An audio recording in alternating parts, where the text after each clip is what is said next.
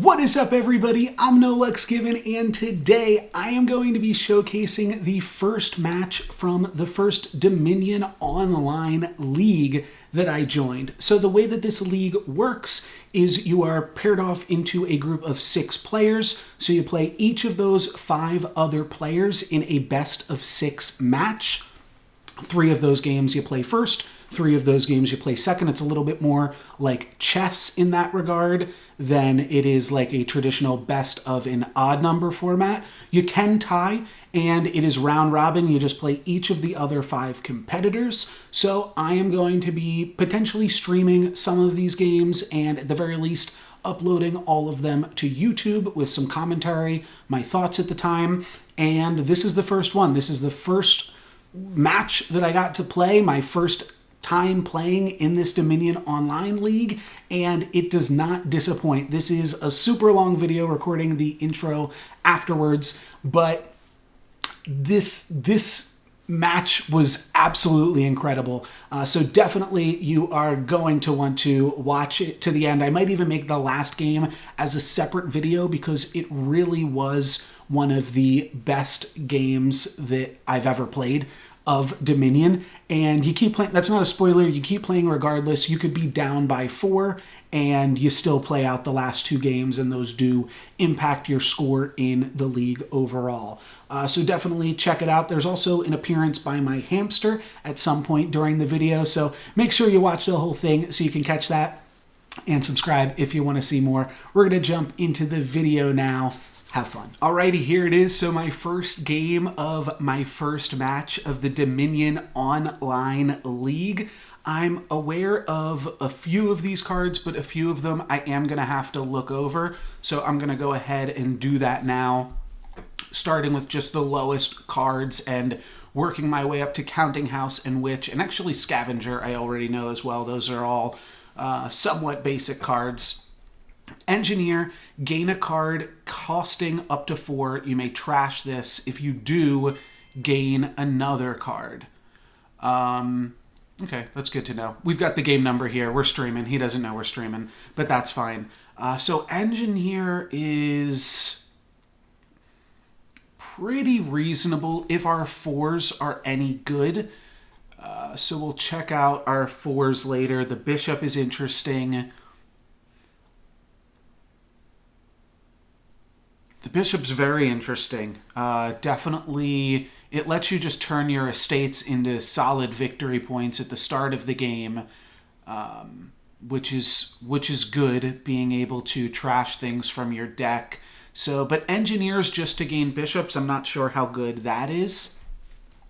Pearl Diver is just a solid card if you only ever have 2. We probably won't get 2 super early on. Seize the Day is interesting. Once per game, take an extra turn. So that could be really, really powerful in the late game, though I don't see any way on the board to secure extra buys. So it'll basically be like if you have a dead turn in the late game, or maybe like a Ghost Town turn in the late game. Raise says, trash this or a card from your hand. Look at 1 card from the top of your deck per 1 in the trash card's cost. Put 1 of them in your hand, discard the rest. So that's not good at trashing coppers. Really doesn't get you anywhere. So not huge about that. Ghost Town I'm already familiar with. It's basically just... it cycles itself on the next turn, so you sacrifice a little bit this turn to build up some more on the next. Loan, reveal cards from your deck until you reveal a treasure. Discard it or trash it. Yeah, I think this card is good because it allows you to trash some coppers earlier on, but I don't think it's better than a Ghost Town or a Silver. I think a lot of this game is going to be about getting a Witch early, but we do have the Bishop and the Raise to easily trash cards, so the Witch might not be super important. Let's take a look. When you buy a card, if you have 2 or more left. Oh, so if you overbuy some cards, so it might even be worth it to buy like an Engineer, and then you just get the Basilica. Well, now I'm kind of into the Engineer because of how I think it works with the Basilica. So yeah, on this turn, like, I don't have anything good. So I believe what I can do here is autoplay my treasures, and let's see, that'll still give me 3 for the next turn, which is enough to pay off my debt and buy a ghost town. So I think if I buy this engineer, I'll get 2 from the Basilica, yeah, and then I can pay off my debt. So I like that as a starting turn. I didn't think I was going to value the Basilica that heavily. My opponent's going to go for a silver to start things off. We are going to autoplay our treasures and then pay for our debt here. And you know what? I've got 3 again. I liked that play last turn, so I don't hate it again this turn. I might just take another engineer, get 2 more points from the Basilica, and then we'll worry about getting like bishops and ghost towns after we've stockpiled some engineers. Yeah, this seems good. Are there any ways to generate extra actions? Exile a card from your hand. If this is like the first copy of the card you've exiled, then Bounty Hunter basically turns into a gold. Not super exciting though, to be honest. I'm either going to take a ghost town or a silver or just another engineer. I think I'm going to go for another engineer early, get the Basilica points, and then pay off most of my debt. And I might do the same thing for a 3rd turn in a row. I do think that this witch is going to be super important, but if I can get every part of the Basilica, I think that would be crazy, crazy good, especially since my opponent is probably... Okay, no, they do take some Basilica points, but they got a Pearl Diver for their troubles. I don't even think that that is that good. Do I just do it again? Drain the Basilica? Let's go for it. There is one thing that I definitely fall for way too often in Dominion, and that is taking the same card over and over again. So we'll see how that works out for us here. I will be able to buy another engineer with 2 left over this turn with my copper. So maybe I will grab 1 final Basilica, especially if my opponent grabs some Basilica points here himself.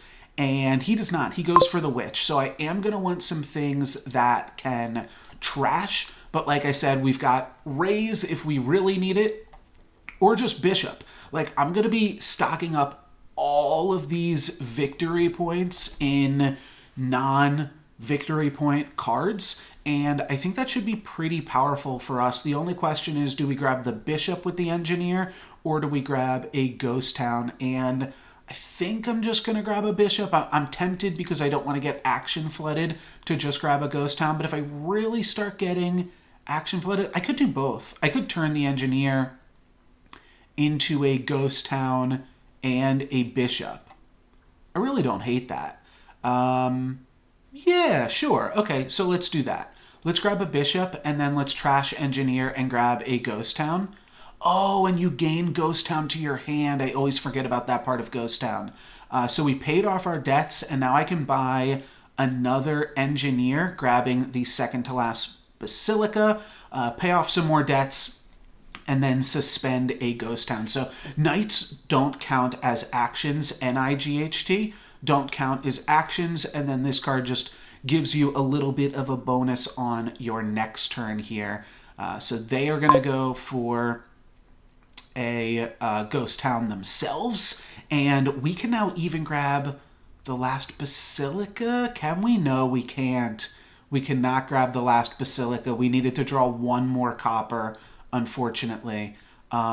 That's really interesting too. You can engineer just into double ghost town, which can give you a pretty big turn. So I'm going to want to hang on to some engineers, I'm thinking. Unfortunately, we don't have a really juicy turn here. We're really just paying off our debt, and then we could buy another engineer, but that seems a little bit risky. I think I'm just going to go grab another bishop, repay my debt and then kind of slow down here. My opponent can take the last Basilica if they want to. I don't really think that they want to. We get a little bit punished with double Engineer this turn, but we can play and trash an Engineer, grabbing like double Ghost Town, and then just grab the other Engineer and grab the last Basilica points. And my opponent with 4 gold probably isn't going to want to go for another Raise or Pearl Diver. Yeah, they're just going to go for another Bishop themselves. So we're going to be able to grab the last Basilica points, which I think is going to be pretty good for us. Get us a pretty solid lead here to start off the game. So I'm going to trash the Engineer, get a second Ghost Town, play 2 coppers, buy an Engineer, grabbing the remaining Basilica. We're going to repay 2 of our debt, and then play 2 Ghost Towns. So now we have a pretty juicy turn. This turn, we'll be able to Bishop our estate, getting even more victory points in our collection. And we are going to lose a victory point here to the Witch, but hopefully with some Bishops in tow, that doesn't hurt us too bad here. And now we're Ghost Towning. We only have the 1 action to do, but we are going to have a few extra cards here, and I think we'll be able to grab a Witch. No, we've got the debt. We've got the debt. Okay, so we won't be able to grab a Witch of our own, but we're still looking pretty good here. Let's just auto-play our treasures, then pay our debt. And at this point, there is no real purpose to grab an Engineer. I think I just want to buy something and not be indebted. I wouldn't have had enough to buy a Witch this turn regardless, but I think this turn I will just grab like a Pearl Diver as just a basic card. If we want, we can trash it to a Bishop later. But yeah, we're just gonna do like that. And we do have a Ghost Town waiting, so we might be able to buy a Witch. That would be a fantastic turn. Engineering for a Bishop or even a Ghost Town, and then buying a Witch. The goal is to kind of have this game end somewhat soon before my opponent can buy too many provinces. Well, I do have an extra action. I'm not sure how this works if I Bishop my Engineer. I don't think I get extra coin from that, unfortunately.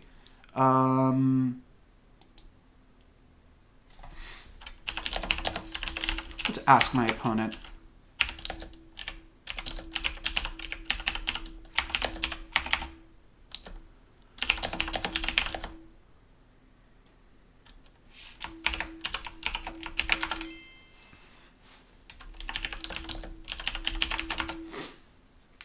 So if I can Bishop my Engineer to get 2 coins to grab a Witch or potentially a gold, I think that would be worth it. Just because getting an early Witch is going to be so useful. We can buy another Engineer later if we really want to. So, and this gives us 2 victory points as well. So let's see, does this work? It did not. So we are going to slash undo 2.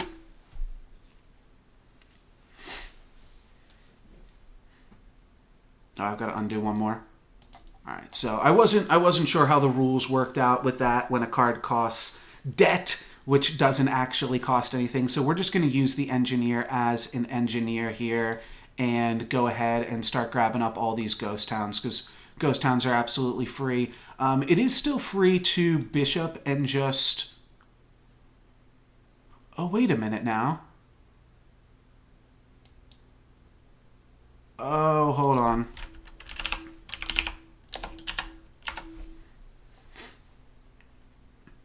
Okay, this is gonna be a much better play. We're gonna grab a Bishop here. Oh, it's because the Ghost Town. Oh my gosh. All right, I'm all over the place. Let's Bishop, trash a copper, and then my opponent gets to trash a card as well if they want. And then I am just going to, I suppose we'll grab a Ghost Town here. I was thinking for a second, and what I could have done is engineered the Ghost Town and then Bishoped the Ghost Town, and then I would have been able to buy the Witch. And I should have done that, but I don't want to keep asking my opponent for redos. Let's try to have some amount of competitive integrity here. Let's just grab another bishop and go all in for that route. So small mistake there for sure, but hopefully we've gotten enough of a lead with these 8 free victory points over my opponent that if they curse us a few times, it won't matter too much here. So I think I am just going to trash an estate. That frees us up to just like engineer, double ghost town or something like that, which I think I'll do. That way I don't have to worry about playing the bishop just to get the other thing out of my deck. My opponent's bought a Pravi, so they have tied it up.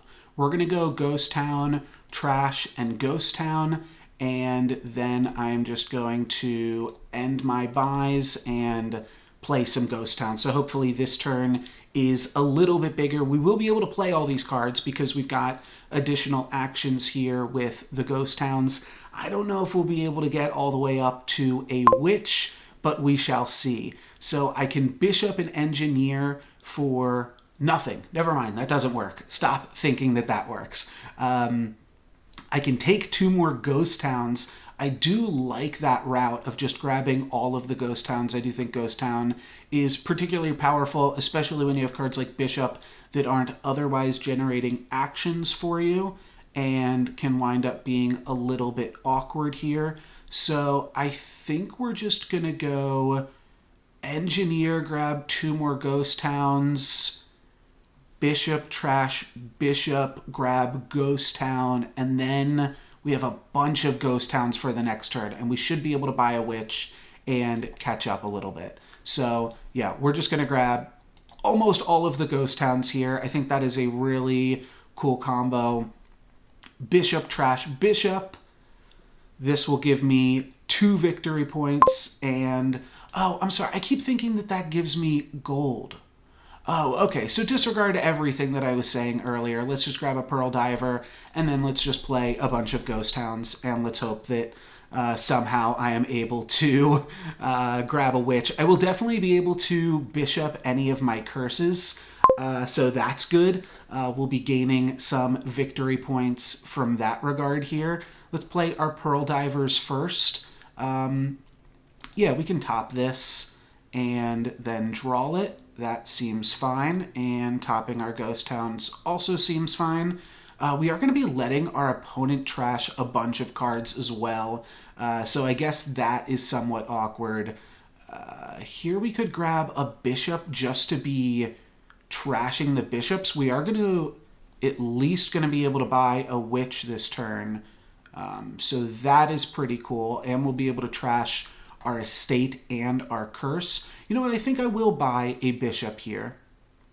I think we're going to have enough. Yeah, I think we're going to have enough to grab the bishop. And I'm not going to trash the engineer. I'm just going to bishop the estate and bishop my curse.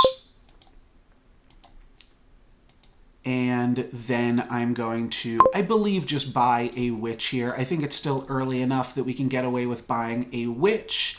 This game is going to end with curses, bishops, and ghost towns being totally depleted. So I think this is going to work out well for us. Our opponent exiles their province, which is pretty cool.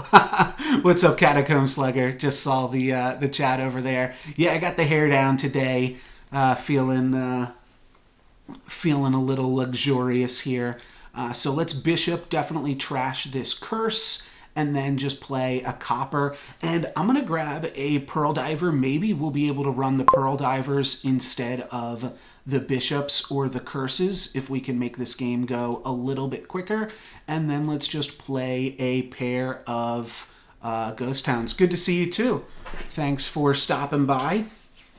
I'm not sure if you are familiar with Dominion, but it's a pretty cool game. It's like the first game of its genre, people say. So I don't have to trash anything here because I'm going to have 3 actions on my turn with 2 ghost towns. So I think that this is going to be pretty good. All right, so 3 actions. Let's definitely start with a Pearl Diver, and we can put a Pearl Diver on the top or bottom. Honestly, doesn't really concern me either way here. I'll just put it on top. Sure, why not?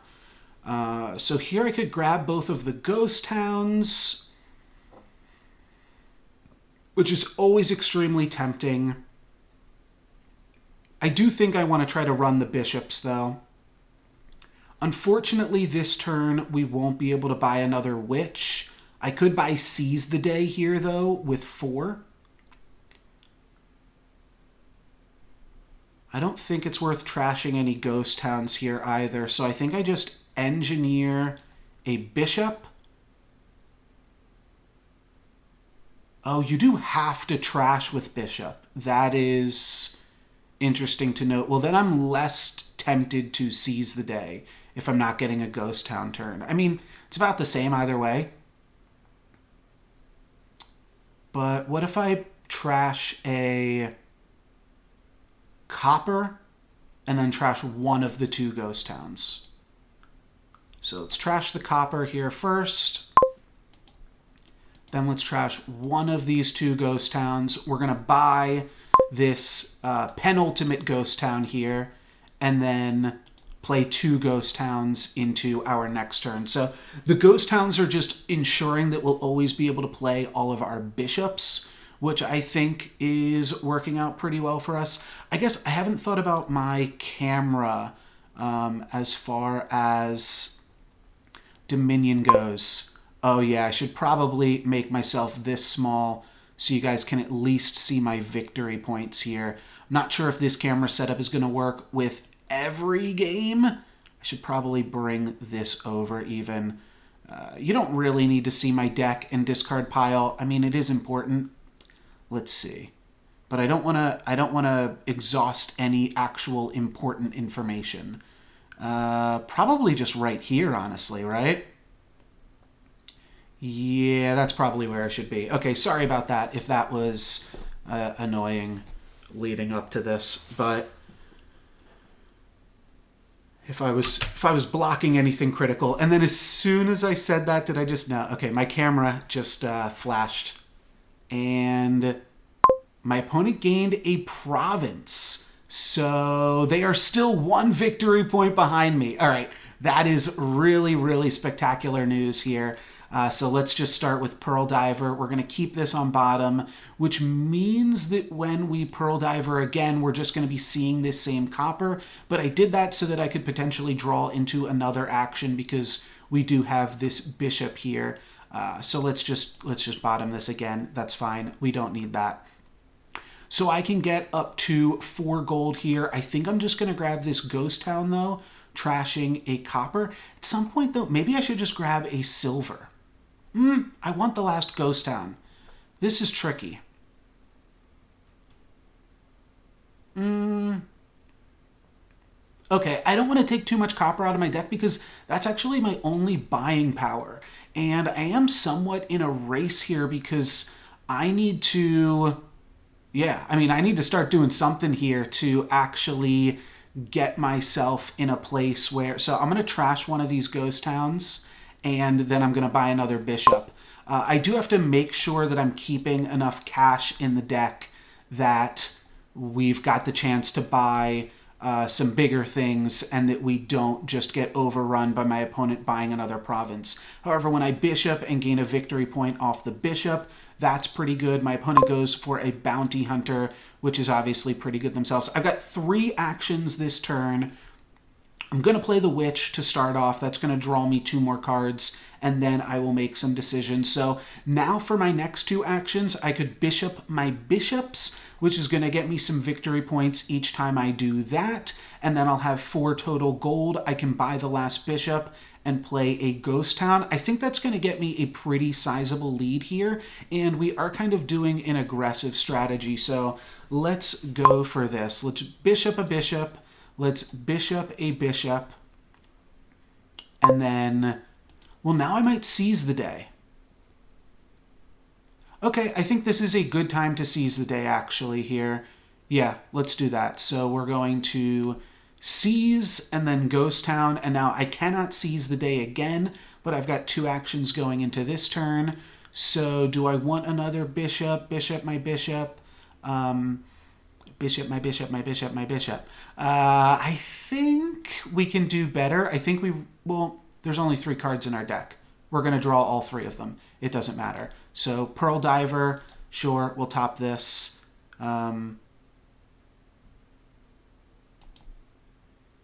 we're not going to draw all of them. Okay, yeah, the copper.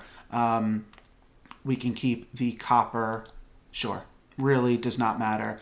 So now I can bishop a ghost town, and grab the last ghost town. I think that's a fine play for this extra turn. We're just trying to end the game here as quickly as possible. Yeah, so let's do this. Bishop a ghost town. If I bishop too many of my coppers, then I'll get into these turns where I can't actually buy anything. I can get the last bishop via my engineer, so that's not a huge deal. If we totally run out of cash, we're going to trash another ghost town here.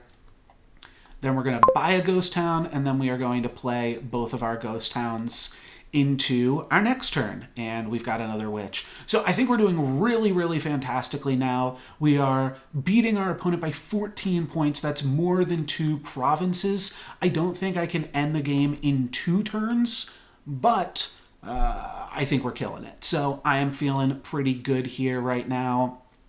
Every time you play the bishop, that is just so many victory points. I have to imagine my opponent is going to try to pick up the last bishop here at this point, which I think is a good play, but it's also obviously very scary because, well, then the game is 2/3 of the way to being over. We, of course, are not going to trash here. I will probably Pearl Diver into Witch, so that way I can choose what I want to do. And no, my opponent's going to go for the Duchy, so they're going to leave me the last bishop.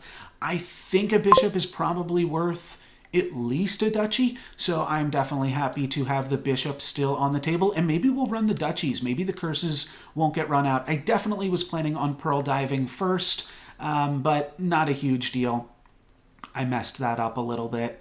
Let's go. So I will have 6 gold this turn. I can buy another witch. I can do that even if I bishop a bishop. So let's top this. And then this doesn't matter. Let's keep it on bottom. So I think here I bishop my bishop, buy a witch.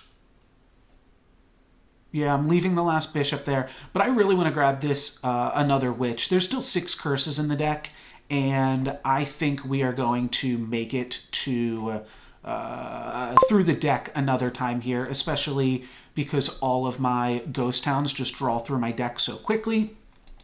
So we're going to double Ghost Town now, and we will be shuffling through our deck on this turn. We won't probably be able to witch them unless we Pearl Diver into the Exactsies, but then we can engineer this last bishop, potentially pick up an estate or a curse. I will potentially just start buying the curses with my extra buys now. Just because as soon as I get this bishop, the game's over as soon as these curses are gone. So I think this is definitely a game where you would consider buying curses and winning the game with that route. So my opponent trashes a copper. I am not going to trash with my bishop because we don't have any coppers. We're sitting on a hand of all actions, but that's why Ghost Town is fantastic. Yeah, I haven't played with a few of these cards before, so it is cool to be able to find a win in all of this madness. They do grab another Pravi, which means if they grab one more Pravi, they are still 1 point behind me, but I think we're going to be gaining some points ourselves this turn. We do find the Witch. That is quite fantastic. See, topping a Ghost Town seems great. Let's start off with a Witch, and I believe we're going to play another Witch after that. So here I could engineer grabbing 2 curses and then buying 1 more curse for the turn. However, that won't end the game, so I don't think that is what I'm going to do. I think I'm just going to prepare for the game's end by bishoping a bishop, grabbing 2 more victory points, and then I'm going to auto-play my treasures, and I think I just grab a bishop here. The duchy is tempting. The Witch is somewhat tempting, getting another curse out of the deck. But I think another bishop is good just so that way my opponent doesn't get it and it gets us that much closer to the end game here. And then I'll just play out my ghost towns. So yeah, we're looking pretty good here. We are just about to shuffle up the deck again with this Pearl Diver. We've got two, actually we're going to shuffle the deck with our ghost towns because we've got 2 ghost towns coming. I guess you guys can't see that, huh? So let's move myself down here. This is going to cover the log. Maybe I should just cover the chat. All right, I'll just be covering the chat for Dominion, I believe now. So that way you guys can see the log and you can see the exile stuff. Sorry, just figuring this out. This is my first time ever playing Dominion on stream or YouTube if you're watching it there. Let's keep this on bottom so we can find a witch and just keep it on bottom again. We have how many actions? We've got 3 actions. So here I think we Bishop Ghost Town, buy a duchy because we are definitively in the end game here. Yeah, that seems good. So let's get rid of a ghost town. And we can no longer seize the day. That is totally off the table. So goodbye ghost town, and then we are just going to buy a duchy. This turn we draw a witch, and that is our only action for the turn. So that stings a little bit because we've trashed all of our ghost towns from the previous endeavor. I don't think there's anything worth trashing here. I think I'm going to go ahead and not trash. Trashing in a state with your bishop this late into the game does not really seem super fruitful. We're just going to play a witch, give my opponent another curse. Every point counts here. And then I am actually going to go ahead and buy a curse. I think this just gets us closer to the end game in the cleanest way. I'm beating my opponent currently by 15. So even if I buy all 3 curses, they'd have to buy 2 Pravis to beat me. And I think that's fine. So we are in total endgame mode. I'm buying curses. If they buy a duchy here, I buy a curse. Then on their turn, they buy a Pravi. They still lose. So I am feeling pretty good about this. We'll even be able to trash the curse that we just got. I am going to top this witch because that is fantastic. We can top a copper. Sure, yeah, we can top a copper. So I'm going to play a witch. Then I'm going to bishop, trash a curse, and I will just take a duchy here. I'm going to take a duchy if I can get a duchy, but otherwise I am going to just buy a curse. Oh, that was dumb. That was dumb. That was the last curse. Oops. Okay. So if I had just bought the curse there, we would have just won. I don't know how that... Oh, because I played a witch. So my math was totally off. All right, well, a little bit of... BM there, unfortunately. My opponent's just grabbing a gold here, and we have totally, you know, I should not BM or anything. Let's just end the game because we got a few more games to play. So let's move on to game number 2, and that was a pretty decisive victory for the first game here. So that was sweet. I believe on this next game, the big difference is my opponent is going to go first. So that'll be slightly different here, though it's not like my opponent piggybacked on what I did. And as you can see, this is just hilarious. 46 of my 52 victory points were in, I call them physical victory points. I don't know the best thing to call them, but yeah, we just had all of the physical victory points that game, which allows our deck to just be super streamlined. Even though I bought the witch so much later, I was able to draw it so much more often because I didn't have anything else in my deck. This game's got a lot going on already, as I can see, because it's got the peasant. So peasant upgrades all the way up to teacher, which is a really fun one. It's also got the haunted mirror, which goes along with... What does haunted teacher go along with? Oh, cemetery, right? Yes. Trash up to 2 cards from your hand. So you want to trash the haunted mirror and discard an action to gain the ghost. So the ghost is really powerful. The ghost is like a free throne room. Play an action twice. It's really strong, but in order to get there, you've got to trash this and still have an action left in your hand to discard. You don't have to trash the action, but you do have to trash the mirror. So a lot going on here. We've also got potions and transmute. Trash a card from your hand, so that could be pretty good. If it's a victory card, gain a gold. So that could be good. Peasant is also good to try to build up to the teacher, but we've got 3 here.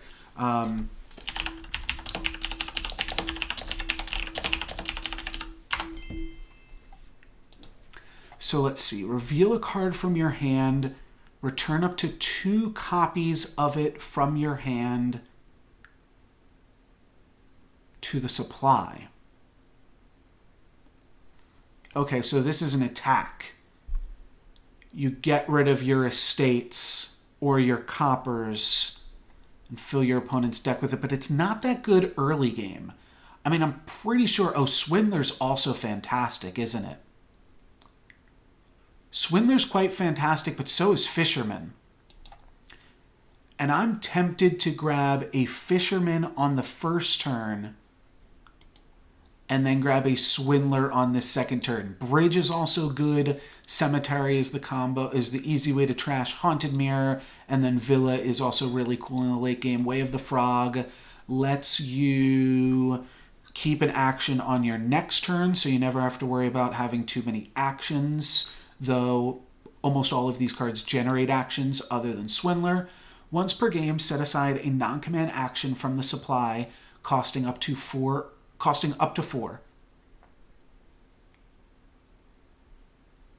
Move your estate token to it. Ah, right. Okay, so Inheritance allows you to turn your estates into the given action, which means estates are pretty good. The big thing this game is not getting your Haunted Mirror swindled, but I think I'm going to go for a Fisherman on the first turn and a Swindler on the second turn. I think that's going to be okay for us. It means that we're throwing away a gold each turn, but I think that's fine. Swindler is just such a powerful attack that my opponent might even buy a second Swindler here, but I think they're going to wind up buying a Bridge or a Villa. Yeah, so they're just going to go with a Villa here. I think Bridge is slightly more powerful, but now I think we've got a better deck than my opponent because I'm going to buy a Swindler and then he's got a Villa and I've got a Fisherman. So from that perspective, I think we're just beating him at that point. So I like how this early game has transpired. I haven't shown you guys all of the cards yet, specifically Peasant. I have not shown you yet, but we'll get to that. Fisherman is cheaper while you have nothing in your discard pile. So on your first turn after a reshuffle, it's really good. He got my Swindler. So that is super, super annoying here. Villa is really interesting because when you gain it, it goes to your hand and you gain an additional action. All right, he gave me an ambassador. That is quite annoying. To Swindler someone's Swindler, that is something you can't shake. I will be able to Way of the Frog my Swindler, but no, that's no good. I'm just going to try to trash it in some capacity or discard it to turn my mirror into a ghost, potentially. That will be the idea. So now we've got 6 coin here. We can just go for a gold. An early gold would be kind of interesting. Maybe that'll allow for early Inheritance, which will probably just turn into Fisherman. I am really tempted to grab a Swindler here, but I know my next turn is going to have 2 estates plus 3 copper, so I'm going to buy a Swindler on the next turn. I think I just go for a gold here. The important thing about gold is that it can't get swindled, so I think that gold is pretty good. Oh, I have 3 estates. Oh, okay. Well, I'm going to buy a Peasant here then, and if Peasant turns into estate, that's also fine, believe it or not. Teacher, funny enough, can get swindled into gold, but gold could not get swindled into Teacher. Like I said, I'll explain what Teacher does in a second, but first off, let's grab a peasant, and my opponent has grabbed another villa. We will actually be able to cemetery, trash, mirror, discard ambassador here. So that is really, really fantastic for such an early turn. My opponent did take my peasant, so I'm probably going to be getting an estate here from their swindler. Swindlers are really, really cool. I don't even think I moused over it. Yeah, we grab another estate. Your opponent in a one-on-one game reveals the top card of their deck. You give them a card with the same cost. So that's why I said gold is really good. It's the only 6. Right now it's the only 5 because my opponent bridged, make everything appear 1 cheaper. But it's the only 6, which means, and Pravi's the only 8. You also can't swindle a transmute. Those are the 3 non-swindable, non-refundable purchases on the current board. But yeah, that's fine. He can definitely do an undo. Oh, goes for a fisherman and then a gold. Yeah. That's definitely the right play there when you've got multiple buys. So we are going to end our actions. We are going to play this. We're going to buy a cemetery.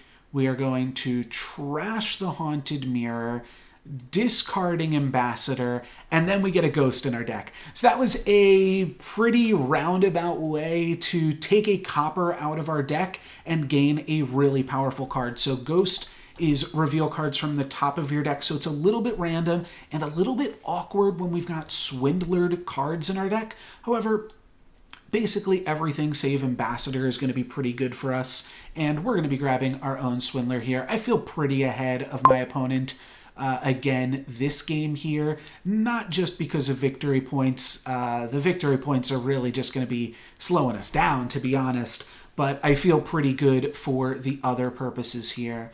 Definitely don't want to ambassador my opponent a cemetery. I will probably just be playing fisherman and grabbing a fisherman, to be totally honest. And I might even be able to do that while ambassadoring a copper. So I think I am going to go ahead and do that here. Villa, grabbing extra buys with both the bridge and the villa plus fisherman is a sweet combo. So my opponent has done some cool things here. I think it's going to fall off a little bit though, and they haven't done anything super exciting, so I'm not too worried. Okay, we grabbed the ghost. I'm not even sure what we have to give them here.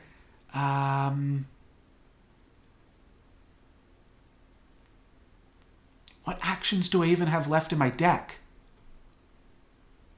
Oh, that's right. I'm going to buy a fisherman at the end of turn. So we can ambassador a copper. We return the copper. Then my opponent gets a copper. They only get 1? Oh, I could have returned multiple copies of copper. Wait, reveals a copper. Oh, I didn't. It's just reveal. It's just reveal.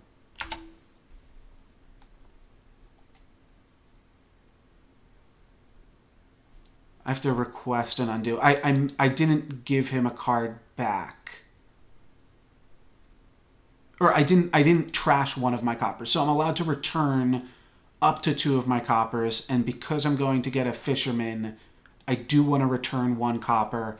Then I want to play a copper, grab a fisherman, and then ghost, and that will ghost my swindler. So that's pretty good. So now I'm going to have 6 gold on my turn, which is enough to buy a gold again. And then I will also be swindling him twice, which will hopefully be pretty good. I don't even know what I want to swindle too much. Maybe I'll just give him some potions because transmute doesn't seem super hot. I'm not sure. I'm really not sure. I'd be fine to give him ambassador, but let's see. So we're going to be playing this. We have the option to frog it, but we are going to play it twice. We trashed a copper, so we get to give them a curse. That is the super powerful part of Swindler. And we're going to play Swindler again, trashing their haunted mirror, which is absolutely fantastic. Why can I not give them anything? Oh, so my opponent will be able to ghost now.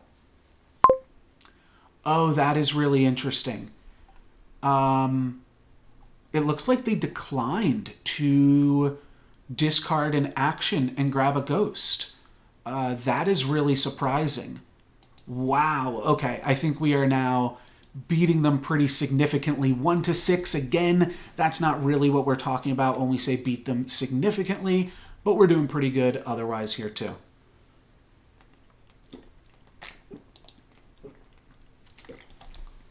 I'm going to get my first curse of the match. And then we've got an interesting decision with what we want to buy. We can now no longer buy a cheap Fisherman because we've been cursed.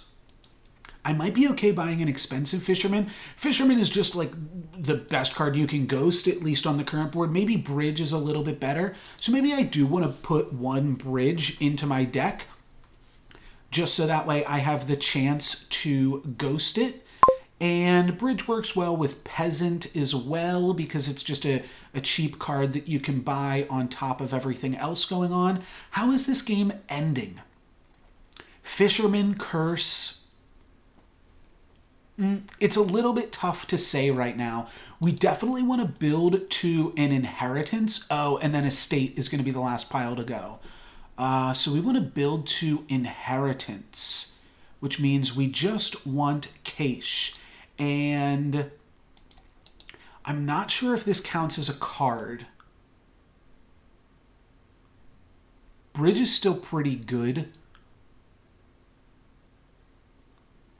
Yeah, because then you can buy multiple estates, which are just Fishermen or something else. So let's buy a Bridge. We've been sold a Bridge, and now we are going to ghost a Swindler again, so that is pretty fantastic. And then we have Fisherman, probably ship them a copper of some capacity, so that's pretty sweet. Fisherman is just a really powerful card, and will get to be super strong here. I'm pretty sure we are almost assuredly just going to be buying a... actually, we could buy the Inheritance this turn. Okay. I was going to say, I think for sure we're going to be getting a Province, but I think we should buy Inheritance while it is still on the board here. Be the first person to get that, and Inheritance, again, turns all of our estates into, something costing up to 4. Okay. So that's not like... totally crazy. We're going to play this, though, for sure. We trashed their Bridge, and I think I'm going to give them Potion.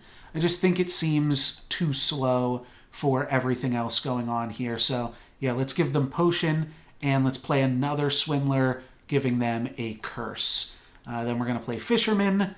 Then we're going to play Fisherman, and I might... No, I'm going to Ambassador them. I don't know. Like, I could Ambassador them in a state... which gives them a victory point, and then I lose a victory point, but that just makes our deck so much stronger than theirs that I think it's pretty good of a play. Yeah, I think I'm going to do this. Let's return an estate, and now they gain an estate. So this is a very silly play to do, a very weird attack where you give your opponent so much. Oh, but now I don't want to buy the Inheritance.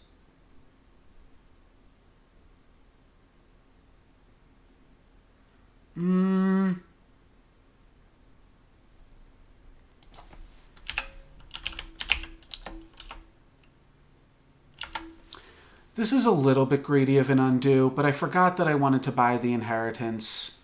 So I think we're just going to return the copper, give him the copper, and then, yeah, buy the Inheritance. And I can't... I can Inheritance Fisherman. Wow, that's totally broken. That is so broken. I just totally cheated the entire game. So what just happened was because you can only Inheritance something that costs up to 4, but because there was nothing in my discard pile, we got to Inheritance Fisherman, and that's just going to be GG. I'm going to be able to Bridge and buy a Pravi this turn, and probably every turn from here on out, because I just have 6 fishermen in my deck. And as long as I don't get super swindled in a really nasty way, we should be doing pretty good. Now, my opponent has 3 buys. Nothing is discounted, but 3 buys, 11 gold. They can buy 1 fisherman. That leaves them with 9. Okay, so they can fisherman a bridge. Now they can still buy a fisherman and then like an estate, probably. That's something that we want to consider now as well, that we just want to be buying estates. They are just going to go for the double estate buy. They could definitely get bridge flooded here at this point in the game. It's really cool now that we can just buy estates, and I want to buy estates, but it is really hard to turn down a Pravi. Let's see, the other play would be estate plus gold. Estate plus gold. How do I feel about estate plus gold? I don't hate it. Because these estates are going to be gone so quickly, especially with my opponent having bridges. But if you see a Pravi, do you buy the Pravi? Well, obviously not, because I've bought some other things. Let's go for Pravi. Let's go for it. I think that's right. Wow. Okay. So this would have been an absolutely terrible turn. This would have been a terrible turn if I had had to inherit a bridge. That also would have been bad. But the fact that these are all fishermen means that they're essentially worth 2 each. So I already probably have enough to buy a province if 2 out of the 3 of these hit actions or coppers, as long as they don't hit curses or like ambassador. Yeah, it would have been a pretty big mistake to give my opponent some additional estates there for free. They did get my fisherman, so now they have to give me a fisherman or a duchy. Fisherman is kind of safe as a 5. There's not anything too punishing here. And I guess now would be a fine time, now that we're on turn 12 of the game, to introduce what Peasant is doing. They do indeed give me a duchy, but I don't think that's going to be enough to slow me down, especially as we convert to the end game here. So let's go Fisherman. We're going to play it as a Fisherman. You have to click every action when you're playing it like this because of ways. But this should still be pretty good. We got to hit one more thing. We busted once, and we hit a gold. All right, so that is great. And like I said, I think I just go for Pravi every turn. I think that's going to make me pretty impossible to catch if I just get a Pravi every time it is available. It's currently 20-3. So Peasant, here's what Peasant does. It's a buy and a coin, and when you discard it, you may discard it for the next thing. Yes, because it was discounted that turn.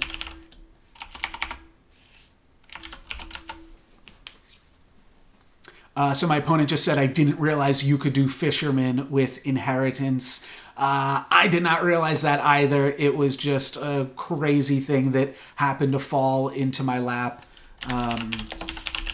I'm going to say very lucky to my opponent. So they are going to go ahead and pick up some estates as we figured here.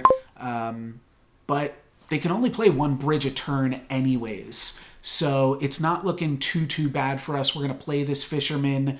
I think I'm just going to not worry about this Ambassador. We'll have 4 coin. We could potentially grab a villa or something. But for right now, let's just swindle. We trashed their villa, so I'm going to go ahead and give them another potion. This could be bad. They will be able to stack up a bunch of transmutes, but I think just the game isn't going to go that long that it will matter.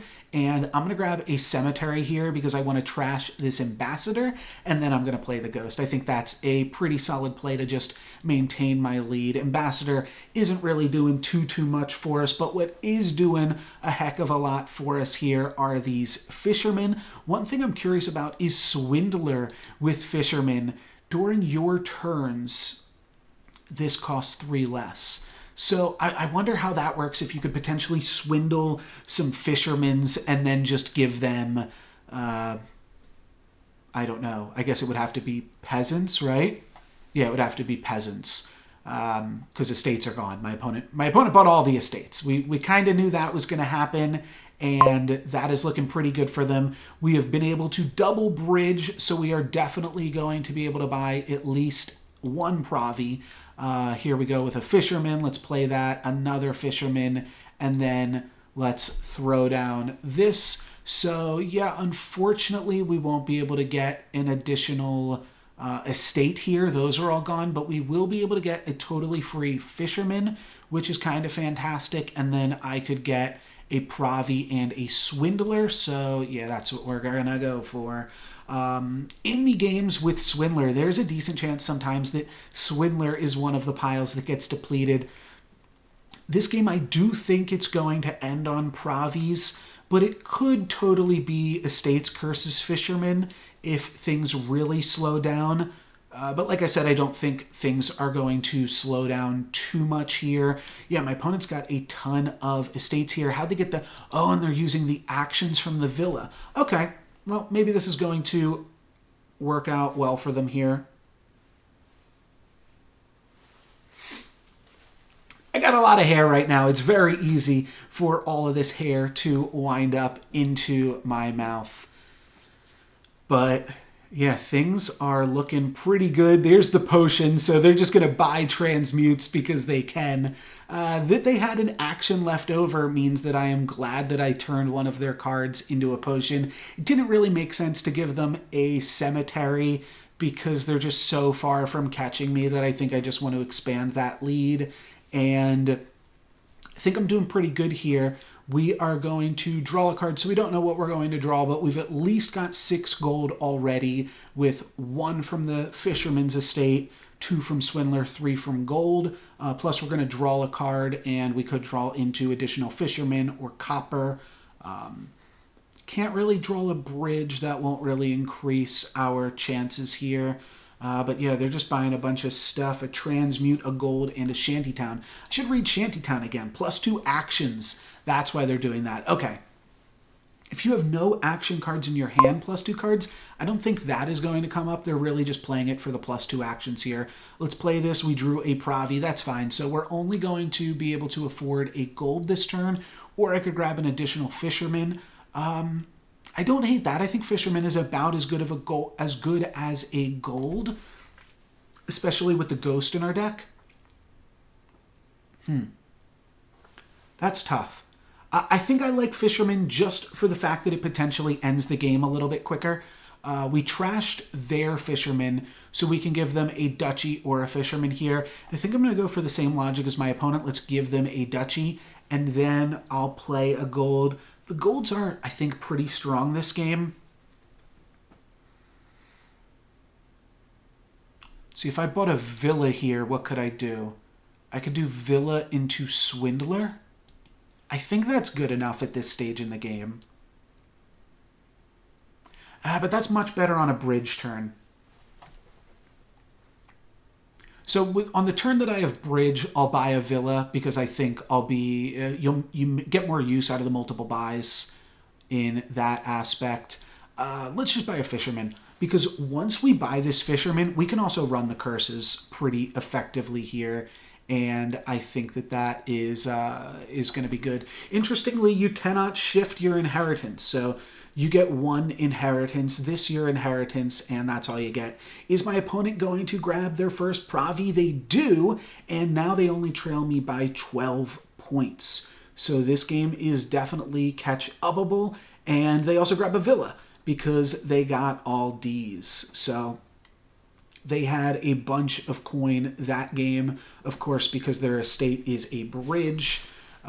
Our estates are fishermen's, though, so we should be able to get some nasty stuff done here. Let's play all of our fishermen's, and looks like we are going to have ourselves a Pravi turn. So let's just go ahead and Prav up, and yeah, we're gonna still try to end the game on the Providence route. I think we should get there. This turn, we're gonna have 3 coin, 2 buys, plus a ghost. That's not that fantastic. Nothing is really jumping out to me this turn, of course, because I can't buy a Fisherman or a Duchy or a bunch of estates. My opponent did very well in that regard, but I think I'm just going to buy another bridge here, set up for a potentially big turn in the future, and then play a ghost. We do have an additional buy. I'd consider buying the curses, but I don't think it's necessary. So let's just play our ghost, and we were able to ghost a swindler. Why is a fisherman set face up? Oh, that's because that is our inheritance. I think that's why it's set up there. So that makes sense.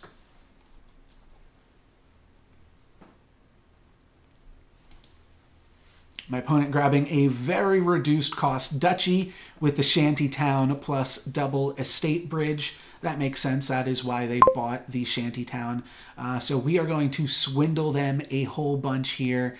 They trashed an estate and got a peasant. That's pretty good. That's like giving them a curse. And now we trashed a shantytown, so I think we just give them an ambassador. It is a little bit tricky because they could ambassador and send back these curses at this point in the game. I also don't hate them just keeping the shantytown, or... Yeah, I mean, shantytown's pretty bad. They have so many actions. I'm going to give them shantytown again, and let's just go for that route. We will be able to probably get up to a province here. Yes, we're able to get a province, and now we have to decide, do we want to bridge into multiple buys, or do we just want to swindle again? So if we bridge, we have 9.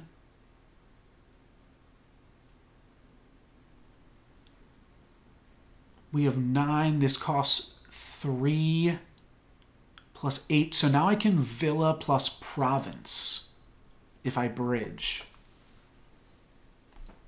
But how good is villa for us here? Villa isn't really that good. I think I'm just going to swindle. I think we've got a decent chance at just hitting something big there. We did not, but that's fine because we're still getting a province. So that's still hitting pretty big. We are going to have to take a turn off here, it looks like, as we just play some fishermen and don't really have much else going on. Maybe we could hit enough to buy something small. I think we'll probably just buy like a swindler or something on our turn. Nothing too crazy. But yeah, still feeling pretty good about this game.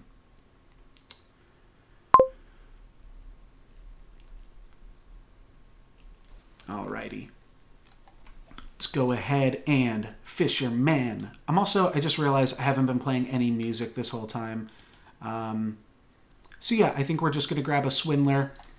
It's a good enough card. It potentially runs out the curses and is just a solid card. So I am happy enough with that. You know, I haven't been playing any music this time, but I also have not had any lag issues. I mean, the stream looks to be a little bit far behind, but everything's working pretty okay otherwise. So maybe I just don't want to chance it. We can grab a duchy here at the very least.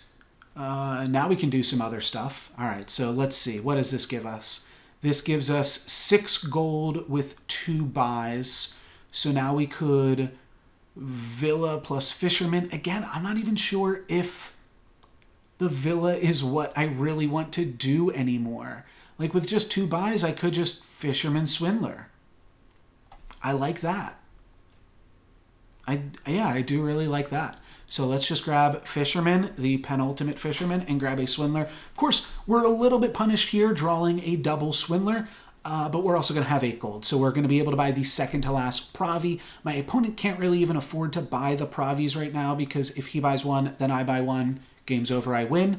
Though, if we look at the current board, my opponent has to basically buy every duchy, every cemetery. That would be 12 plus 9. That would be 21 points. If he does that, then he could win.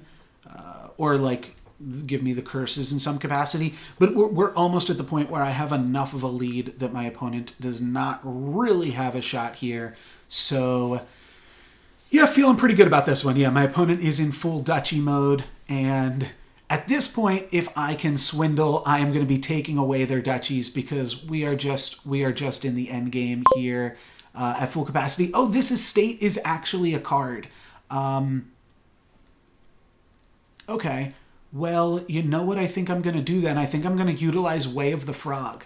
So I play this, that goes on top of my deck. This goes on top of my deck. And now I play this, and this is actually my first action for the turn. And Way of the Frog replaces itself by giving you an action. Sorry, we trashed a potion. He gets a potion again, and then we are going to be getting the second to last Pravi. So this game is almost over.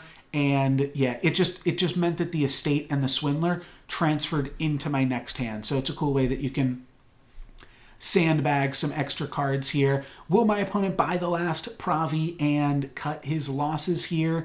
He can also buy a duchy and a cemetery for 5, putting him up to 32. But I think with me buying that last province, I am uncatchable. They are just going to go ahead and end the game. GG.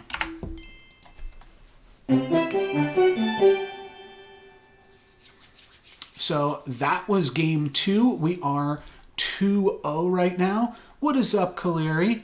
I am doing pretty good, just playing some Dominion online in a Dominion league that I just entered. I've been playing a lot of Dominion recently. It is a really, really cool, really fun game. And yeah, I've just been getting, and we should be on the play in this game. I've just been getting a lot into it. So I'm going to have to go ahead and read these cards now. So then I will chat more. But yeah, got a lot of, I know you've got a lot of really interesting stuff going on that I definitely want to pay some more attention to, potentially on stream and stuff like that too. But let's take a look at what we got going on here. Faithful Hound, +2 cards when you discard this other than during cleanup. So for instance, like during Militia, you may set it aside and put it into your hand at end of turn. So it's a reasonable counter to Militia because you just get to redraw it. Let's take a look at this. I love the projects. During your turns, so projects you've got to buy into. Actions with plus amounts in their text are also treasures.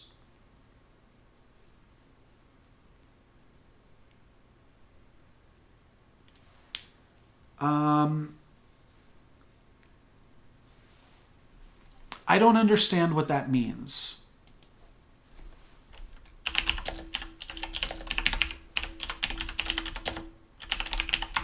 going to say I don't know what capitalism means, which is a very accurate thing. What the heck is capitalism? It's a farce.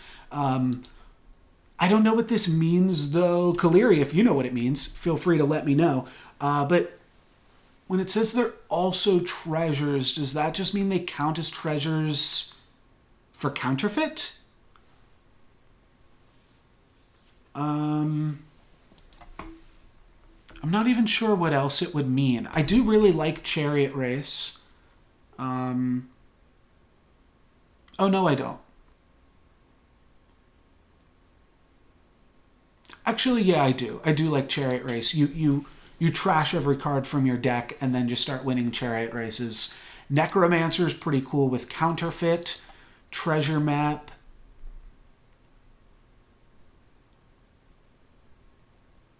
Wow.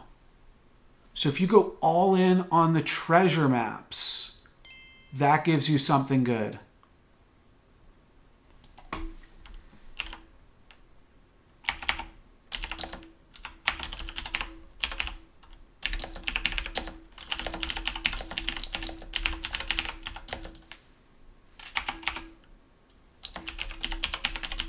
My opponent is telling me that capitalism...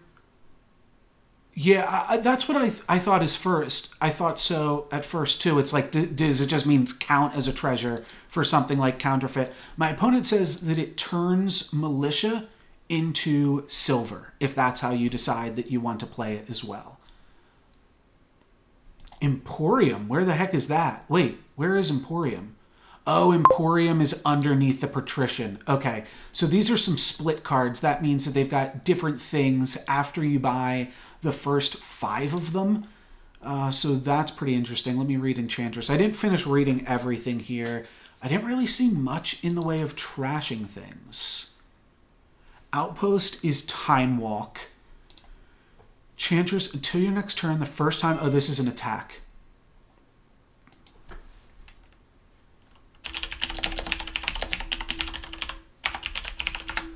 My opponent says that they're not positive that that's what capitalism does. Till your next turn, the first time each other player plays an action card, it turns into just doing nothing. And then on my turn, I get +2 cards. The problem is that this costs an action to use. So that's very tricky. It's very tricky here.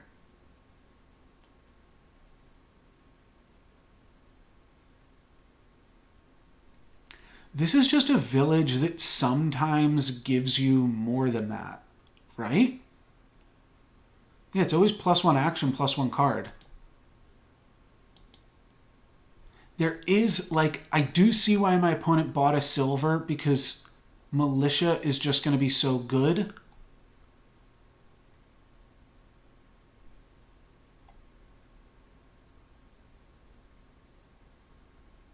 I don't think I want Treasure Map. I don't really know how this game ends here either.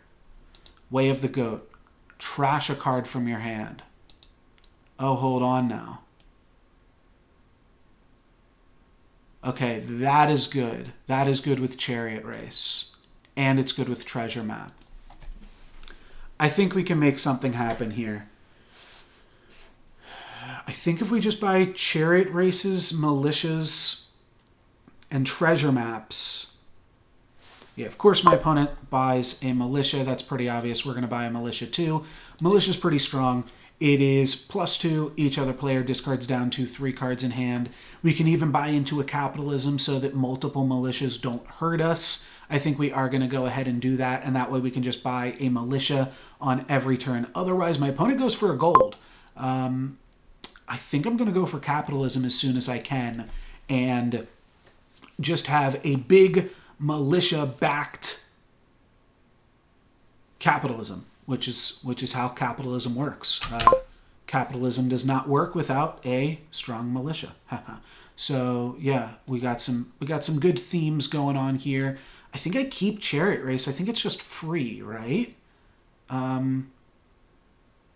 No, because if I draw an estate, okay, let's undo that. Let's just discard this, and that way I can guaranteed buy another militia. And I think that's going to be pretty annoying for my opponent.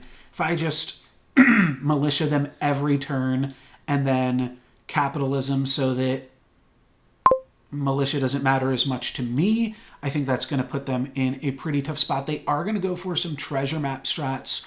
Treasure map is pretty good. You just put 4 golds on top of your deck, and then you get to like keep those golds. So you guaranteed get a Pravi the next turn, and then on future turns, like those golds are just going to shuffle in and continue to do even more work for you. So we are going to keep discarding these estates and buying militias, I suppose. My opponent going for the Chariot Race here. Yeah, the Chariot Race will be really good if you ever get the treasure map off. So that is strong. That is definitely strong. I just don't think I want to start treasure mapping before I am going with the way of the goat. And I think I want to militia into capitalism first. So we're doing a whole bunch of nothing here to start this game off. Militia is indeed a dick card. I just saw your chat there, Kaleri. But yeah, militia is like, it's because it's from the base set too. So everybody knows it, but it's like the first attack that you learn that is just like no fun. So I think I'm going to start goading here and eating my estates. As much as I want to use Chariot Race to earn victory points, I'm first going to use it to lose some victory points, so that way we can have some stronger hands going forward. And we'll just take Chariot Race. Once we buy capitalism, Chariot Race can also just turn into coppers. So that seems totally fine with me. Now, Way of the Goat, importantly, does not give you an action back. So if you Way of the Goat, that is your only action for the turn. So last turn was just all set up for us. Unfortunately, oh no, we can Chariot Race, hope to draw into a copper, and then Militia here. So that's fine. Yeah, Chariot Race, hoping to draw into copper, and if we don't draw into copper, then we maybe get a victory point. So win-win here. Way of the Goat doesn't give us an action, but Chariot Race does give us an action. My opponent buys another Militia, and they also used a Chariot Race and got a victory point. So they're beating us by 2 now. We revealed a copper, so I am totally okay with that. We are now militiaing, and they are going to be able to militia us eventually, which means like maybe we buy some Faithful Hounds and things, but for right now, I'm going to be a capitalist. And like I said, I don't know if this is a route that we would ever consider taking, but these are now treasures. That can't mean that you copy them as actions, though. Yeah, it probably just copies them as treasures, which is totally fine. So here on the current board, we can make 6, which means we can buy a gold. We can also just Chariot Race Militia, which that's definitely just going to be a decent play. And wow, okay, so capitalism is already making us money, and that's how capitalism works. That's just the way of the world. So we militia, and then we're going to be able to capitalism our militia, which gives us an additional 5 here. So we've got a Pravi, and we've got a Pravi on a turn where we've militiaed our opponent. They discarded a silver, so their hand is pretty gas over there, but we get to autoplay our treasures now and just get a Pravi. That looks good. That looks good to me. I did not know that that was exactly how we were going to be drawing it up, but yeah, that looks solid. I do have an interesting option here because I didn't have like a great turn otherwise. I was already thinking about going the Way of the Goat. Let me see if any of these 2s are worthwhile. Reveal the top card of your deck. If it costs 5 or more, put it into your hand. I like that at this point in the game. And it potentially gets us closer to that. Like I'm thinking about discarding a copper so that I could go this capitalism, but then I can't do anything else. Let's just discard my estates. That's fine. I'll discard these estates, play a Chariot Race, and ooh, my opponent can get a Pravi. So we have got a game here. I am losing by 1 currently, and not getting anything good with these Chariot Races. I'm probably not going to get too much good, but we are going to go for some Chariot Races regardless. We do win a Chariot Race if we show the Pravi, but otherwise it seems tough. Otherwise it seems a little bit tough to do. But Chariot Race always replaces itself. It's always +1 card, +1 action. So it's pretty straightforward. +1 card, +1 action, and then like it might turn into a Fisherman that also gives you a victory point. My opponent now bought their 2nd treasure map, so that's getting a little bit scary. And we've also like totally run out of militias. I don't know if I want to restock on militias here because that has definitely slowed down, and that's a little bit annoying.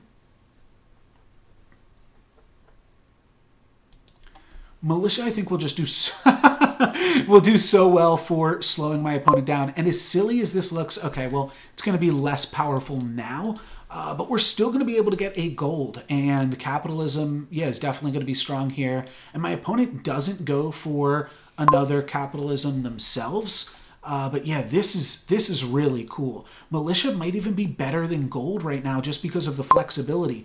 I said I wasn't drawing my militias, and of course I drew them all at once. But yeah, this is looking pretty cool. I do think I am just going to grab a gold on this route here. And I am going to look to the exact same turn again. The exact same turn. I really do want to get these estates out of my deck. I probably should have tried to trash one of them last time. I regret not doing it last time, but this time I don't want to do it either.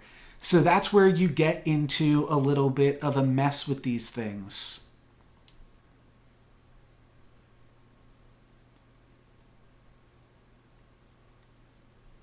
It would just be buying another Chariot Race.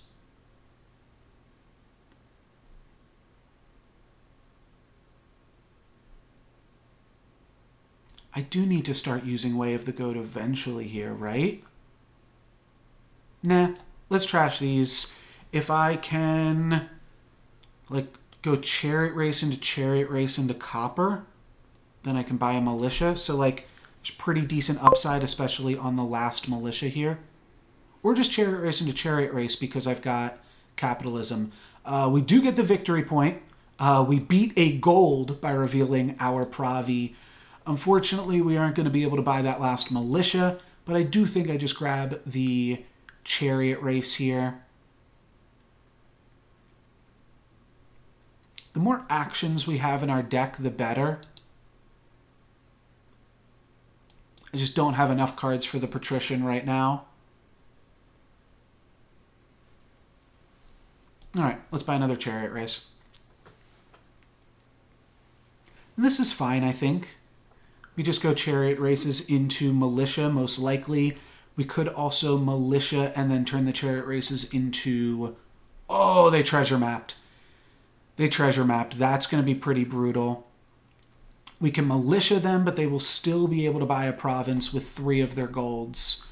So yeah, that's pretty brutal. And now they're going to have a really strong deck. I definitely did not value treasure map as highly as I could have. We probably also lose any future Chariot Races. Yeah, we might be losing this one. This one's going to be tough. This one's going to be really tough. Okay, reveal to Copper. Reveal to Copper. And then we're just going to Militia and... Just going to buy a gold, I suppose. Yeah, it seems pretty terrible. They discard a card and a gold. Doesn't matter at all. I feel so far behind to just treasure map here. If we can Militia them every turn, then we're in a good spot.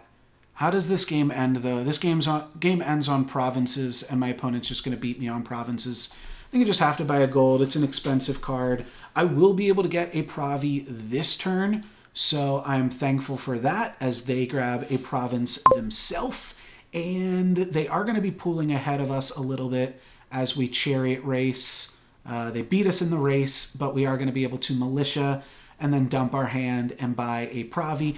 If we could Militia them every turn, I'd feel pretty good. But I don't think we can Militia them every turn is part of the problem. So yeah, don't really love our chances here. We are trailing them by 2. It's not the worst thing in the world, but it's definitely not the best. Okay. Yeah, now they just buy Chariot Races, of course, because their deck is so much better than ours. We probably will never win a Chariot Race again. We are just going to try to Militia them as often as possible. And we'll have 5 here, so we could potentially get an Outpost, which allows you to take an extra turn. And there's no real drawback in that because it is our first non-treasure action purchase. So I think I like Outpost here. We'll always be able to play it. I don't think this seems good at all with our current board. Yeah, let's just play Outpost. I think that this is a perfect time to pick that up. This hand, short, is perfectly fine to get Militia'd. So that is totally A-okay.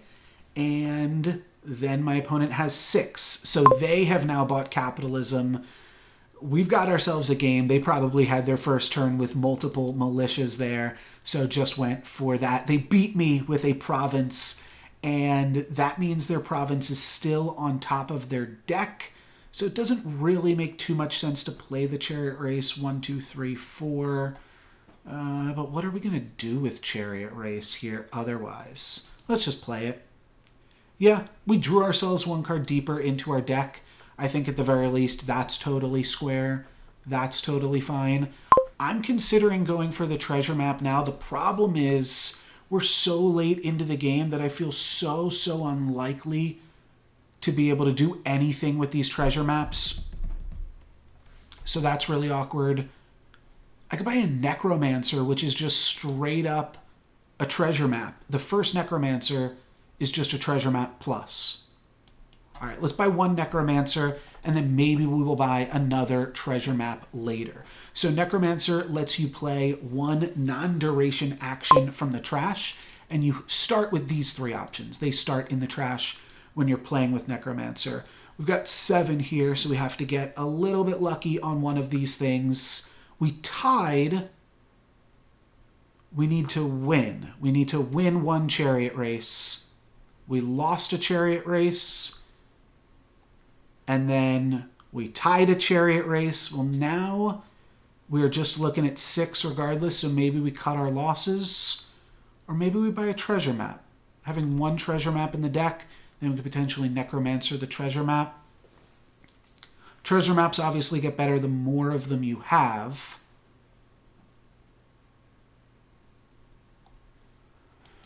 Yeah, I think I need to get in on this treasure map game.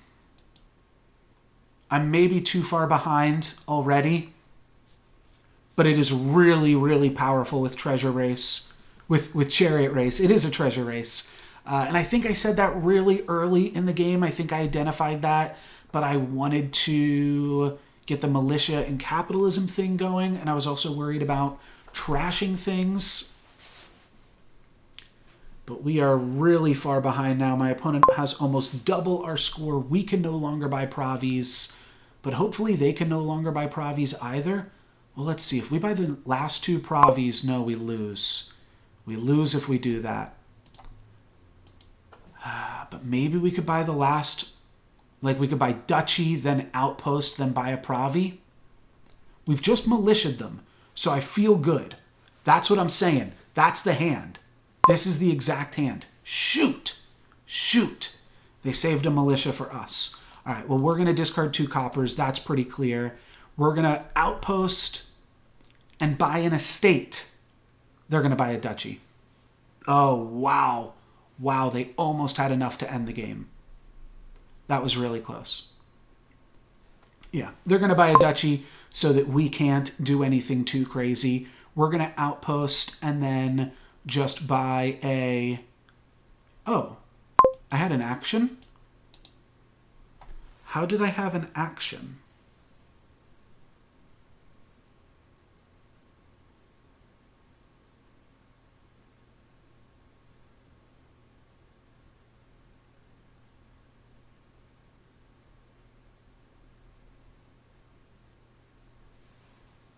Capitalism might be more busted than we thought.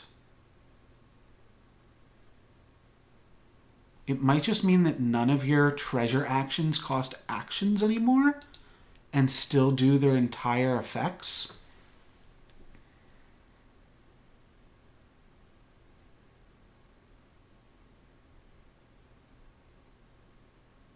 We're so close to the end game here.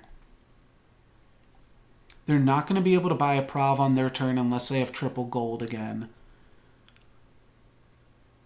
But I'm down by 11, which means I'm down by 2 Pravs, or I'm down by 2 estates, a Duchy, and a Prav. Yeah, I mean, the estates have to matter at this point. I'm really confused by what's going on with Necromancer.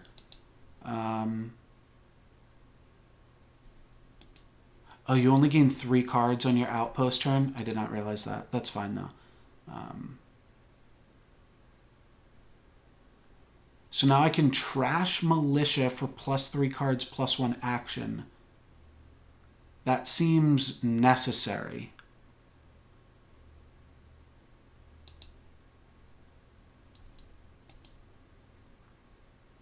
Actually, Necromancer can trash a Militia and turn it into a Duchy. And then on the turn after that, I can grab the province. All right, so we're going to trash the top card of our deck. We're going to play a Zombie Mason. Trashing a Copper, it looks like. Yeah, we trashed a Copper. So we're just going to go ahead and not gain. And then I'm going to play a Militia, grabbing an estate. So I think we've lost this one. I don't think we'll be able to get out of it. Maybe we will be able to put our opponent in a place where they have to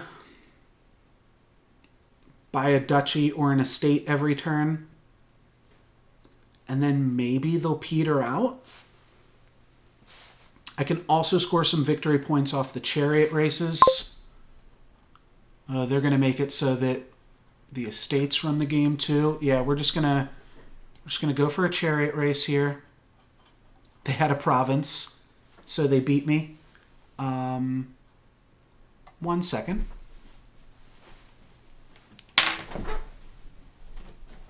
Woodrow. Woodrow.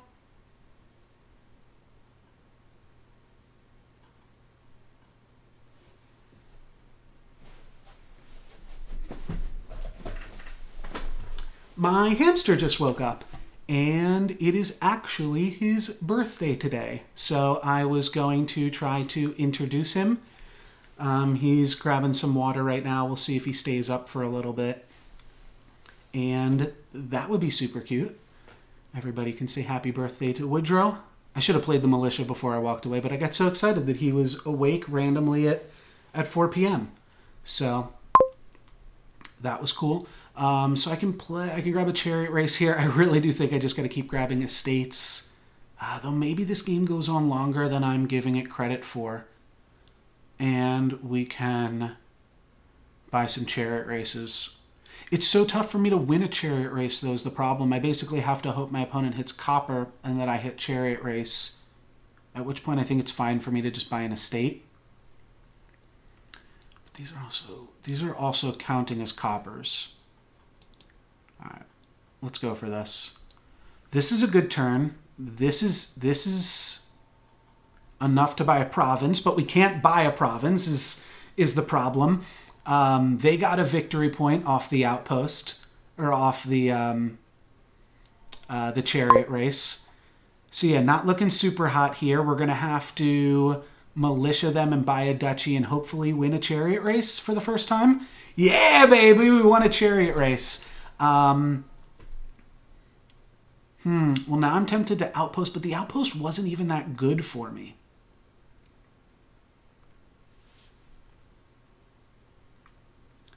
We can outpost. We can buy a duchy. All right, let's do that. Let's outpost. And here's where I think things might get crazy. I'm out of action, so I'm playing militia as a treasure. It still attacks. Okay, so militia doesn't just turn into a silver with capitalism. It makes all of my actions free. So that's actually so nutty. I am, like I said, going to have to buy a duchy here, I believe. But we have already militiaed them, so that is pretty nice. Yeah, we're just going to do that. And then on our next turn here, with 3 cards, we're going to do absolutely nothing. But you know what? We got through these cards, and that's what's important. So we got through. It was like a draw 3, cycle through them. We still got to play our militia. We are only down now by 9, which means duchy plus province wins it. We won the chariot race, so we're doing good there. We have chariot race on top of our deck, so we'll beat them in a chariot race again. We are, yeah, we're stalling this one out for sure. Militia is, this is what militia do. This is what militia do. We're running the duchies now. My opponent's basically going to buy a duchy whenever he can, so we really need these chariot races to win, and they have a copper on top, so we win 2 chariot races in a row. That's fantastic. Then we get to militia them, and then we will get to buy a duchy. So that's just an absolutely fantastic turn. I'm going to buy a duchy, and then Woodrow is running around on the wheel right now, so I'm going to go see if he wants to get picked up. Hi, Woodrow.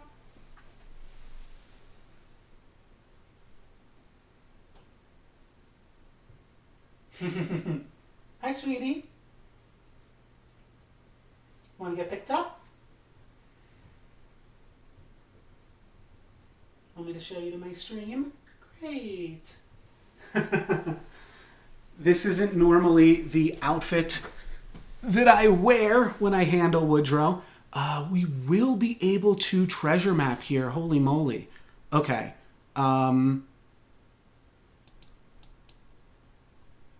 What do I have to do right now? Oh, this is a thinker. Anyways, Here's Woodrow. Say hi, Woodrow. Mwah. Love you, sweetie. Yeah, I normally don't wear a suit when I handle him so that he can crawl on me a little bit more. This is going to be a little bit weird for him. And he also blends right into the black suit jacket. So I think I am going to go drop him back off. But it is his birthday today. I've had him for exactly 1 month. Say hi, Woodrow. Hi. So yes, he is very lovely, and I've thought about potentially making a video or something with him, but I haven't had him for super long yet, so he's not like fully trained with me yet, but he's pretty comfortable, as you can see. My opponent's getting a little bit antsy. Sorry. Let's drop you off here, Woodrow. Love you. All right, let's apologize to my opponent really quick.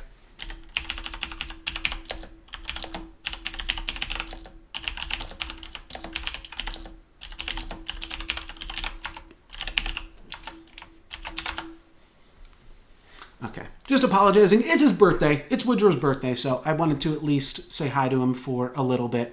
Hopefully my opponent appreciates that. So on this turn here, I can Necromancer, copying treasure map, trashing treasure map, putting 6 golds on top of my deck, militiaing them, and gaining an estate. Or I could militia plus gold, gain a duchy.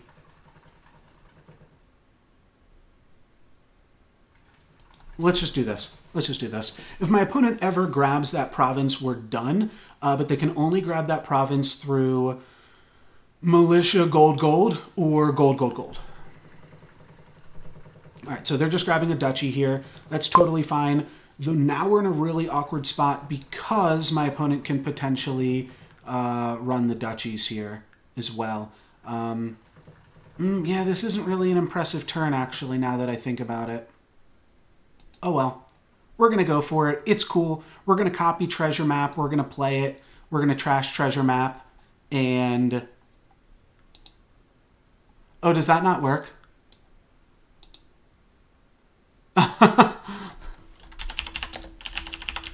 Okay, well, that was a mistake. It didn't work, but my opponent probably already won this game anyways. So, not a huge deal. We're not going to worry about it. Let's just get ready to move on. We're down by 9 still because that turn was absolutely horrible. Though my opponent isn't really like killing us super hard. Maybe there's a way to draw out of this, but yeah, like if I had purchased the duchy last turn, then they would have been able to get the last duchy there anyways. So I don't think that was like a super big deal. They have a militia on top, so we are probably not going to win these chariot races. We are just going to militia them. And yeah, we're not even going to be able to grab that last duchy. But that's fine. I guess the last duchy doesn't end the game here. Or not the last duchy, but this duchy doesn't end the game here. Or yeah, it will be the last duchy. The game doesn't end when that gets purchased. But if my opponent buys that, I have to do the math here. So right now I can get 10. So even if I get everything, basically if my opponent buys one more card, I lose. Oh no, there's chariot race. So we could still potentially win off of chariot races here. Okay, so this game's not over. As awkward as that is, this game isn't over. The game is over. Okay, there we go. The game has ended. The game is over. Good riddance. We're done with that one, and we can move on. So we are now 2-1 against our opponent, and he got us pretty good that game with an early treasure map. And we still got 3 more games to play, so hopefully we can stay positive. This is our first match for the league here, and yeah, hopefully we can stay positive with this and keep on winning.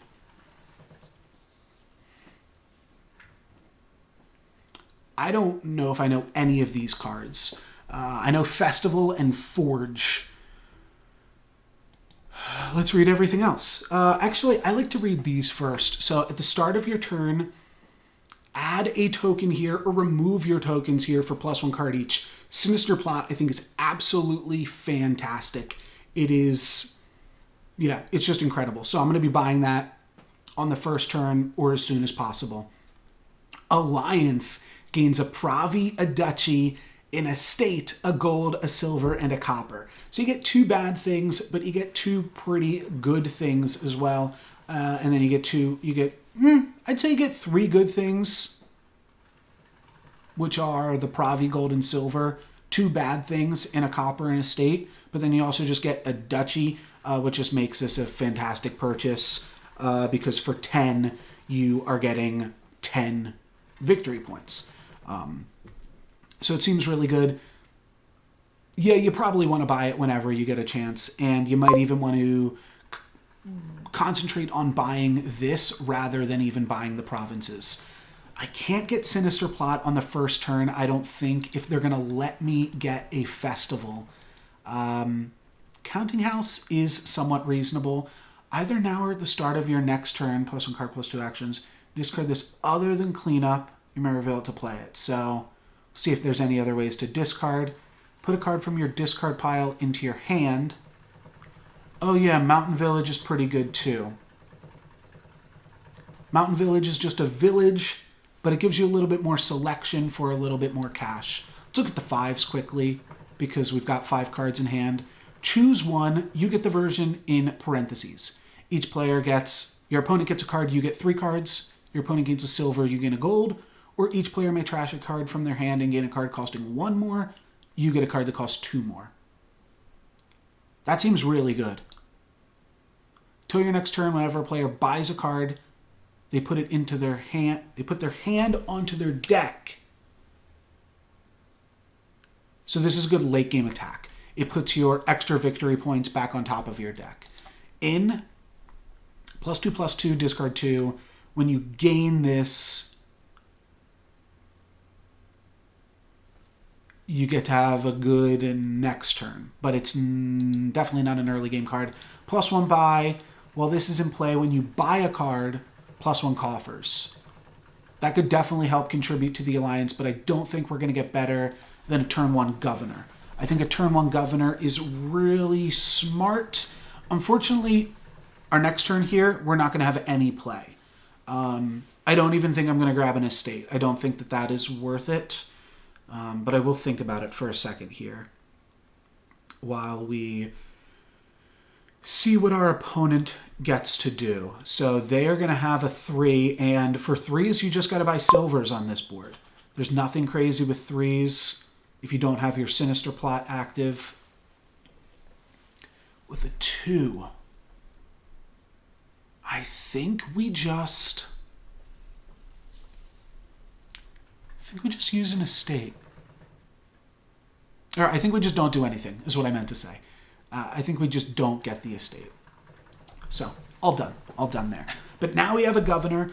We also have another 2-hand, and so now we might be trashing. We might trash an estate and get a silver? What does Armory do again? Gain a card onto your deck costing up to 4. That's interesting. That gets them Village Green, gets them Mountain Village. Okay, yeah, Armory's pretty good because you're going to wind up with a bunch of extra actions anyways here. Okay, I see that. That's a good move. That's a good move. So maybe I will Governor, trash an estate, turn it into an Armory. Good enough for thee, good enough for me. And I don't think my opponent can really take advantage of this remodel here, or whatever it is for them.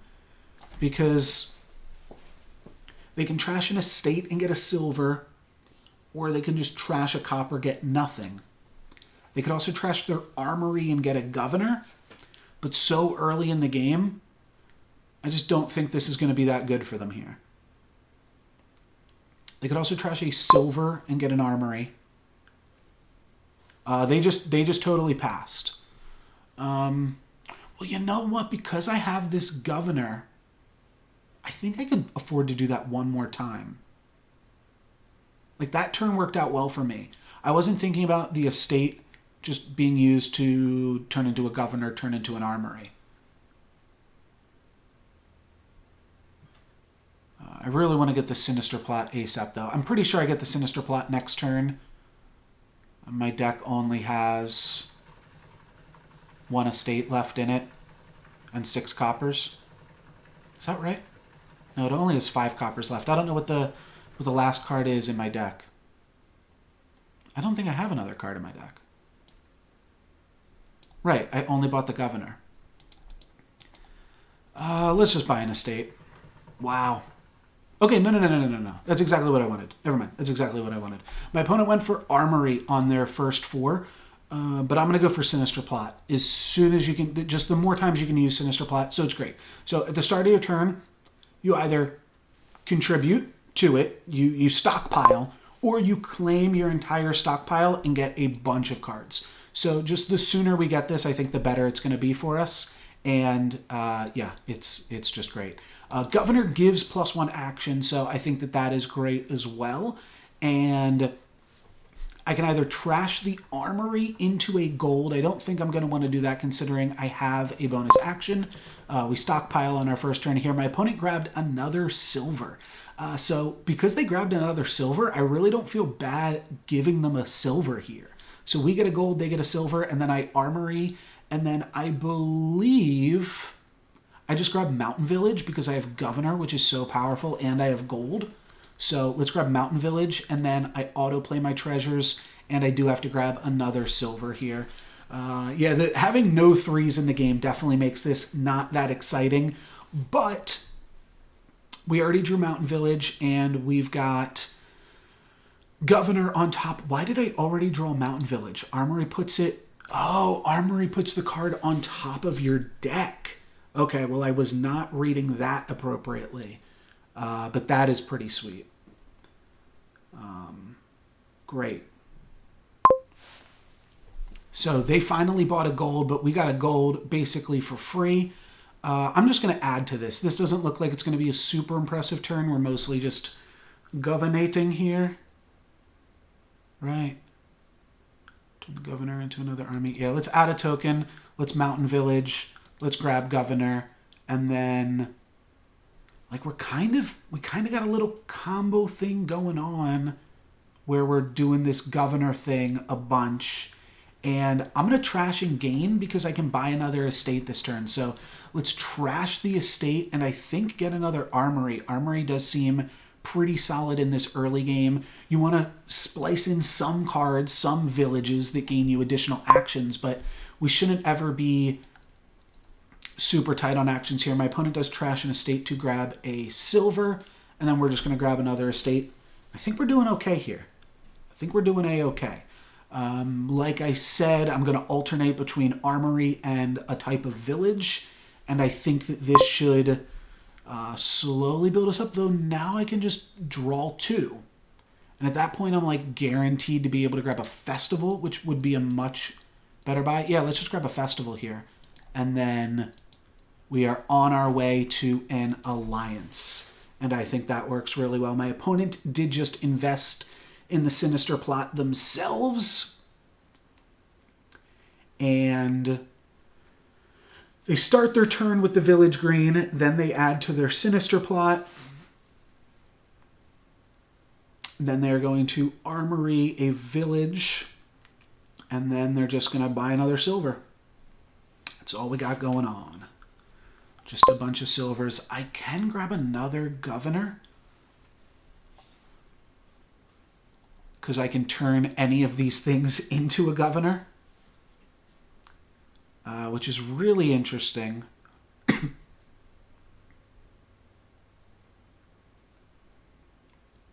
Governor's awkward though. It is gonna be slowly making their stuff better too. But not if we just get like estates. Not if we just keep trashing our estates and they only get, like, I think that's significantly better for us. They haven't even made use of it for the most part. They've turned one estate into a silver, which is really good, mind you. But I think we're doing really good right now. Just grab my festival here. I do this. I do this. Like, I feel like we're just killing it. And I think I'm just going to keep taking the mountain villages because I've got access to all these governors.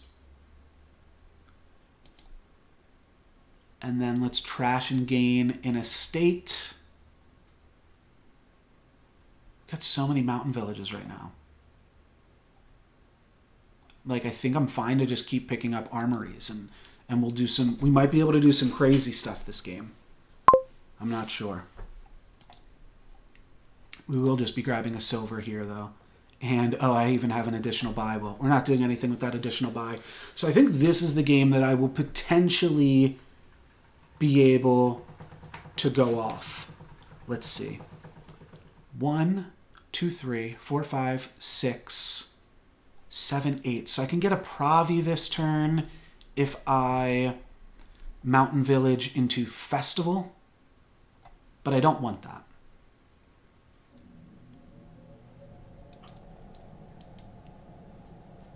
Really don't want that at all. I want to get alliances. I want to totally dominate into alliances. It doesn't look like there is a huge way to get an insane amount of cards. With this setup, the main way to get cards would be through cycling through a bunch of inns.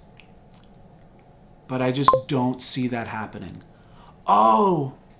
If we draw 1 with Sinister Plot. No, if we draw 1 with Sinister Plot, that destroys our village. Destroys our mountain village.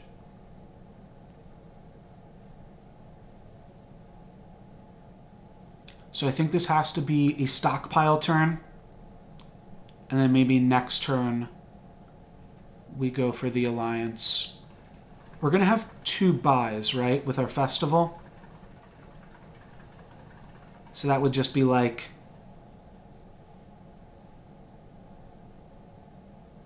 two mountain villages. The one thing that we draw... Yeah, because it turns the mountain village into a randomness, so I don't think I like that. I could also just turn the gold into a Pravi. That's also why Alliance is really good. The Governor's really good. That would be if we got a Governor. Then we could buy another Governor. No, we couldn't buy another Governor. We'd have 3, because we'd be trashing the gold. All right, let's just add a token. It's Mountain Village. These turns are going to get really complicated.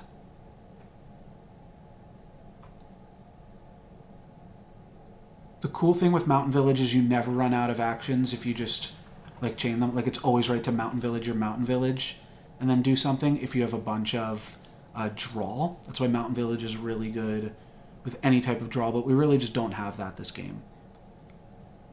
Though Governor is a draw, but I don't want to give them cards. I think that's the worst one to start doing. I'd almost rather just give them silver, which helps them temporarily, but does kind of dilute their deck a little bit. I think 6. We have 6, plus I could gain...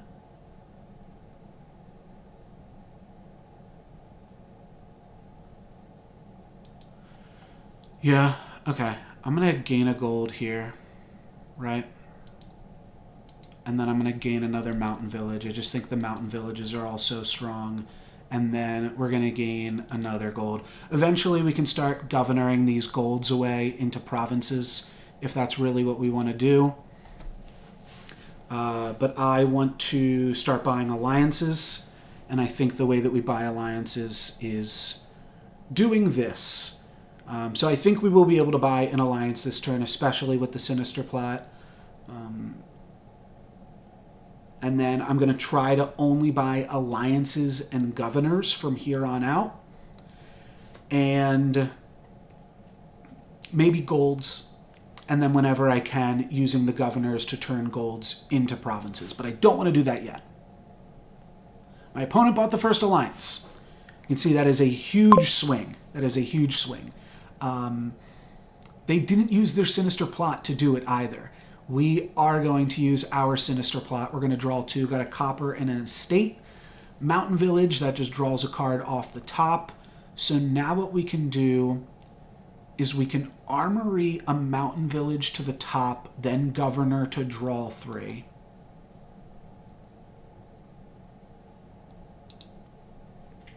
+1 card, +2 actions. Yeah. Mountain Village is just better. So we're going to draw 3 cards. Yeah, so now we're just drawing everything.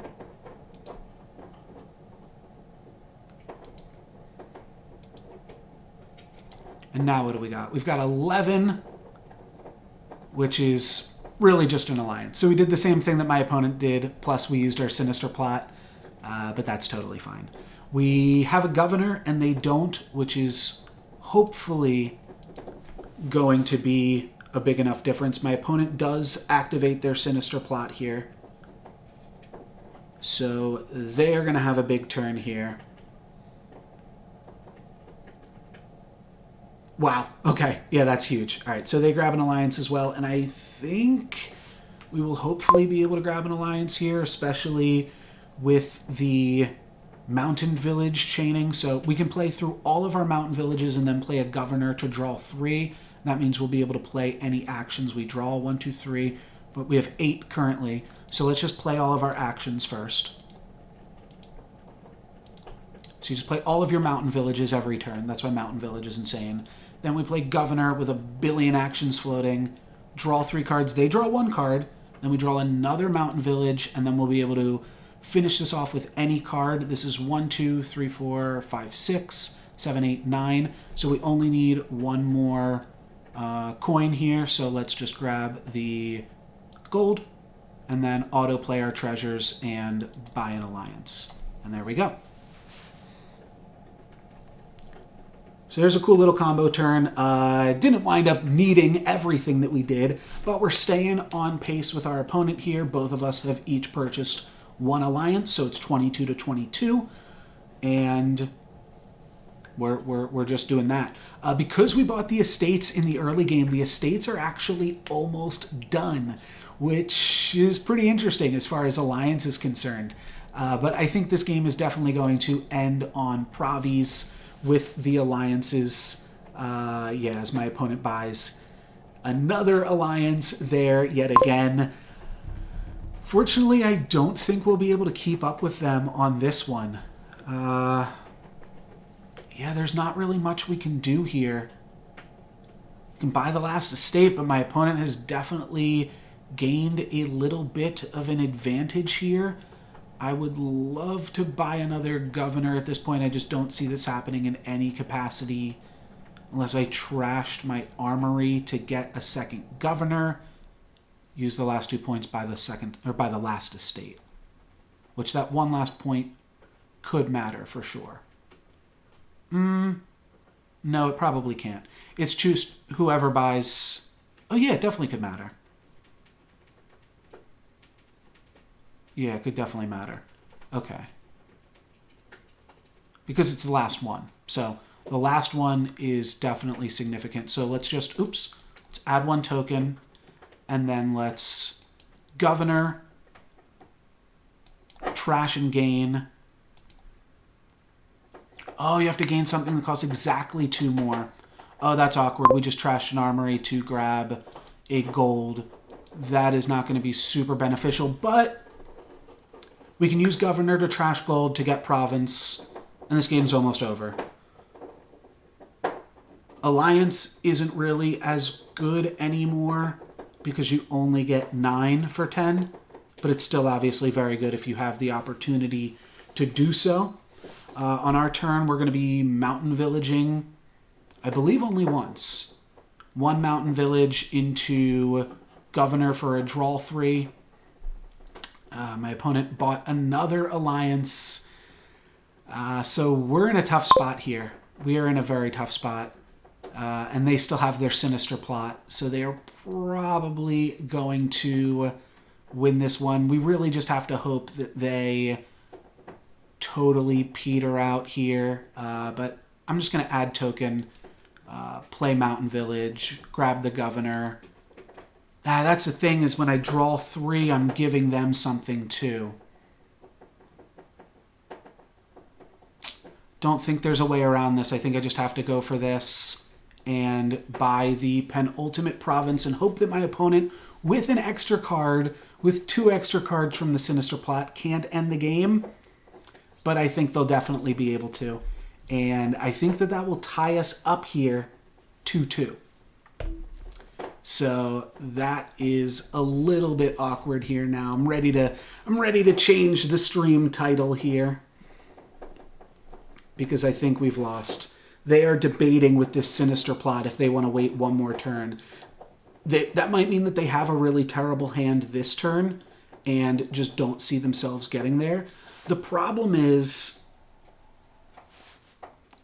even if I buy an alliance on my turn, I'm still down by 3. So I have to buy the duchy, and then I have to buy an alliance. So it's very, very difficult for me. If my opponent just buys the duchy, I will have to resign. Yeah, because there's no other victory points on the board. So there's the province, and that's going to be GG. So me and my opponent are now 2-2. I started with an early lead of 2-0, but my opponent has definitely come back with a vengeance, so good for them. And now we are going to finish it off here. So time to find out who's going to be the ultimate victor. These have been some really good games and some pretty good games for my first Dominion games streamed and on the channel on the YouTube side of things as well. So pretty cool. Apologies if those noises are annoying. I think that they are adorable, so I don't mind them. But my hamster is playing on a chew toy over there. Okay, we've got some additional victory points this game. So this game has got some other routes that we can take. We also have Overlord. I couldn't remember if it was Overlord or Overload, but Overlord, almost said it wrong again. That is going to let you play a non-command action card from the supply, costing up to 5, so you can play anything except for nobles. And I do think a copy of it still needs to exist in the supply, but I'm not super sure. But yeah, we could go big deck. Basically, any game with nobles, I just like to buy every nobles. It's a combo with itself, and it's really strong. I can definitely see the nobles and the gardens, and then probably the provinces going this game. So that's a really interesting aspect to this game, is that once one player starts buying the nobles, they generally do get bought up. Unfortunately, with Bonfire, you cannot trash your estates in your hand. So probably won't be buying the Bonfire anytime soon. We'll just be buying a silver on this opening turn, unless I really like any of these other cards. Let's see, Cardinal. Each other player reveals the top 2 cards of their deck. All right, so Cardinal is an attack, and it can hit nobles. Wow. Wow. Okay, so Cardinal is really strong. It basically just can't hit province, it can't hit Overlord, and it can't hit estates. Spice Merchant is trash a treasure. It's pretty good. That's pretty good. Talisman, while you have this in play, when you buy a non-victory card costing 4 or less, gain a copy of it. Talisman is pretty cool too. And then we have Charm. We've got Mint. What does Storyteller do? +1 action. Play up to 3 treasure cards from your hand. Then pay all of your and draw cards. So it turns cash into card draw.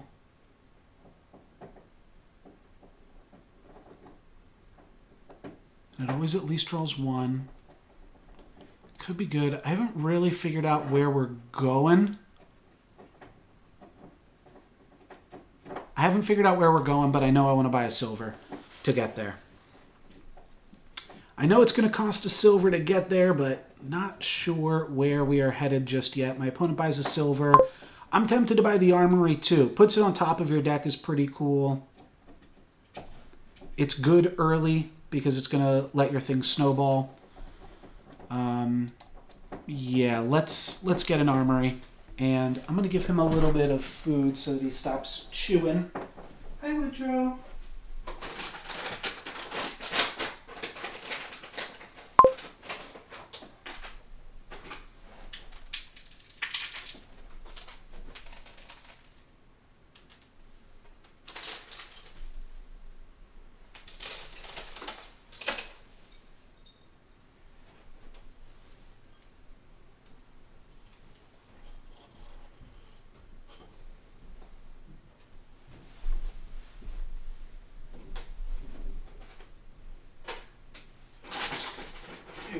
sweetie.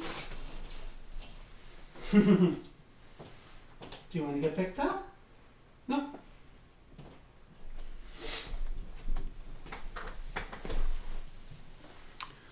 Alrighty, so my opponent grabbed a talisman, which, yeah, talisman is pretty cool. You get to grab additional cards early. The problem is none of these cards seem super great. Like, I like the Cardinal. I think I like the Spice Merchant to, like, be trashing stuff, but that just opens you up even harder to the Cardinal. Like, part of what you can do to avoid the Cardinal is have all these coppers in your deck. This is a really tough one. Just going to be a tough game, I think. Because I don't see the avenue to victory just yet. I definitely don't want another Armory. And I almost don't even want another card that even costs 4. Well, the Armory is going to be good because you can grab Gardens, too, in the late game. So maybe I do just want a Talisman. All right, I'm going to follow my opponent. See where they're going. Maybe they got an idea. So they are going to Armory. And you don't want to Armory the Gardens. Yeah, you probably want to Armory. Honestly, I think I'm going to start armoring Silver in this early game here. Because we're just going to have so many 4s otherwise. And I might grab an Overload. I might Overlord myself. Oh my gosh. The thing is, so Overload is obviously the mechanic from Hearthstone where you have less mana on your next turn, and Overlord overloads you. So it's very confusing. It's very confusing. We are going to be able to repay our debt here, which is fine. We aren't going to make use of the Talisman. But yeah, I think this is all fine. So my opponent grabbed 2 Spice Merchants. Yeah, I don't even know if that's good. But we're going to be able to totally repay our debt here and repay our debt here again. I don't know why it did that. Yeah, we're just repaying our debt. I'm not buying another Overlord. I do think I might buy a Storyteller. Mint could also be good. It would trash all of our coppers. And then we've got a few silvers. Oh, maybe this is a big Mint turn. We've got some talismans. Like, we have some cash in our deck. But the Overlord allows you to have Mint without... But this is a benefit. This isn't a drawback. Trashing all your coppers isn't a drawback. It's a positive thing. We just have to make sure that we're able to draw out of this in the late game still. And I think we'll be able to. So I'm going to go for it here. This means we're turning off Storyteller for the time being. But this seems good. This seems good. Now, like I said, I don't know what we're doing with Overlord. If we're doing anything with it at all. So my opponent played a Cardinal. And... oh, it exiles. Oh, all Cardinal does is exile. Oh, that's not even good. Oh, now if I... so exile isn't trash. Exile is temporary. If a card goes into exile, all you have to do is buy another copy of it.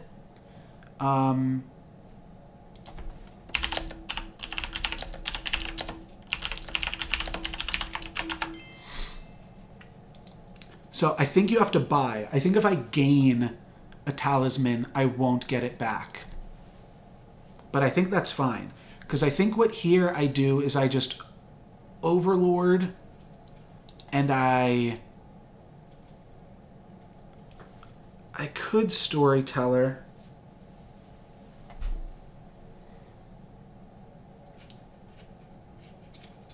That's interesting. I could Storyteller and draw 4. But I don't even think that that's that good here. I think I just want to Mint.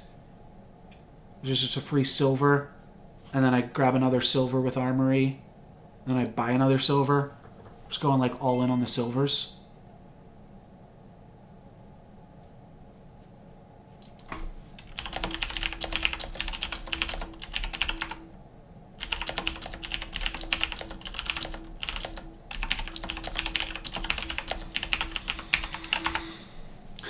So, I think we just want to...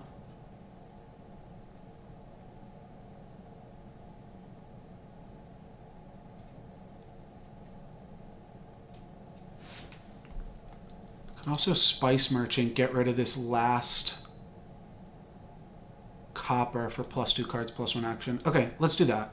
Let's Overlord. Let's Spice Merchant. Let's trash this copper. Cards in action.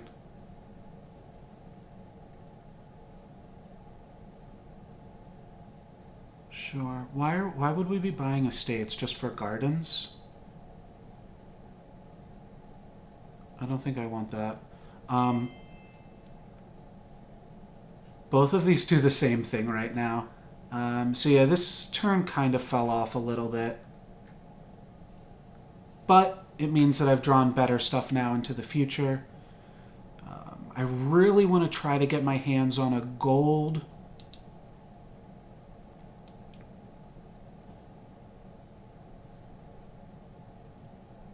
And the only way I'm going to get a gold is if I start grabbing silvers. I can't mess around with the talismans anymore.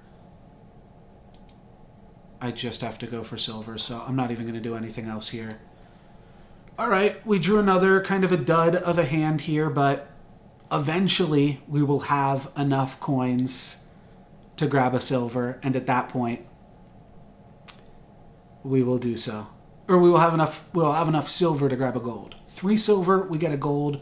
We start minting the gold. We start Overload minting the gold. Overlord minting the gold.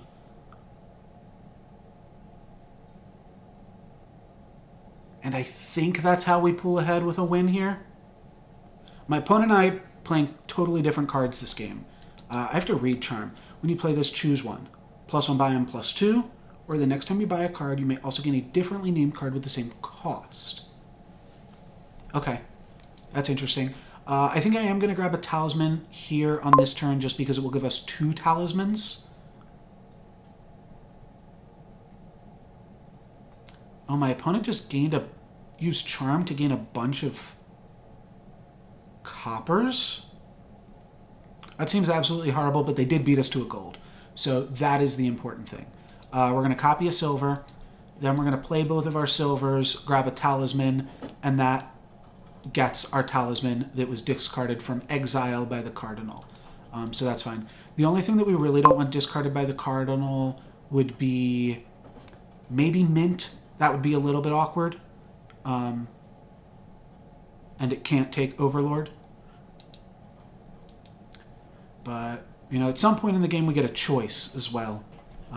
So that might be nice. I don't want to put too many silvers in my deck. Unfortunately, we've just been drawing some pretty terrible hands here, but I don't want to get too many silvers into my deck because then it will be hard to mint my golds, which is really the goal here. It's really the gold here. Oh, I'm sorry. We're looking at me right now. Yeah, let's exile a talisman.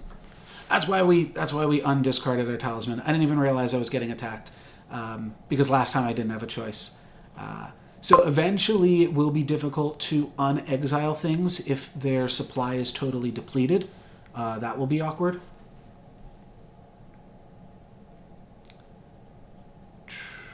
So I could grab Storyteller here, just try to draw through my deck a little bit quicker. Really don't hate that. And it gives me an action to also play the Armory. So I think that's what I'm going to go for. Storyteller. I'm going to discard at least a copper. Do I also want to discard my silver? Don't need to draw too many cards. Let's just do that. Okay, then I drew 2. This is fine. We go Armory. We're going to grab...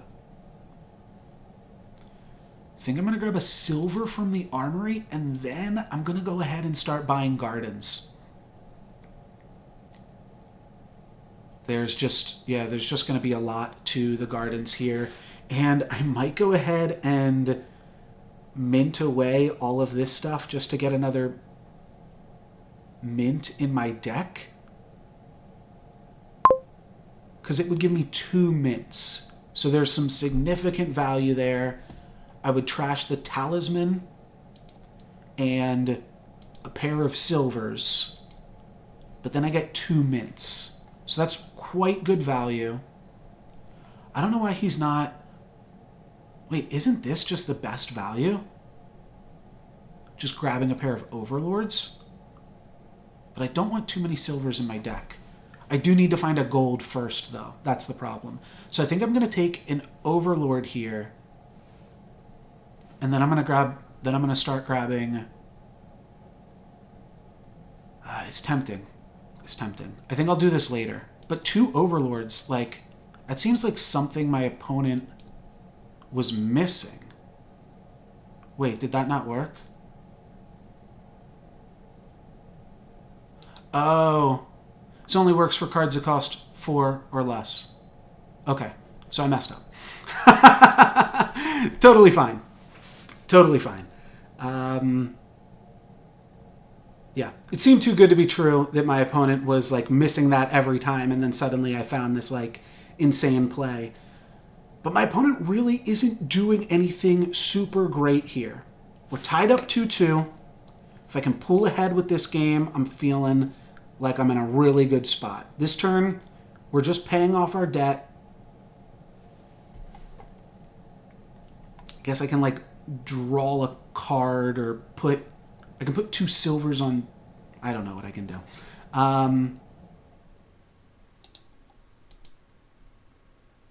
I probably should be like... Yeah, if I didn't have debt here, I could use Overlord to grab Cardinal. Then I could grab my first gold, which is so important. My opponent just grabbed their first nobles.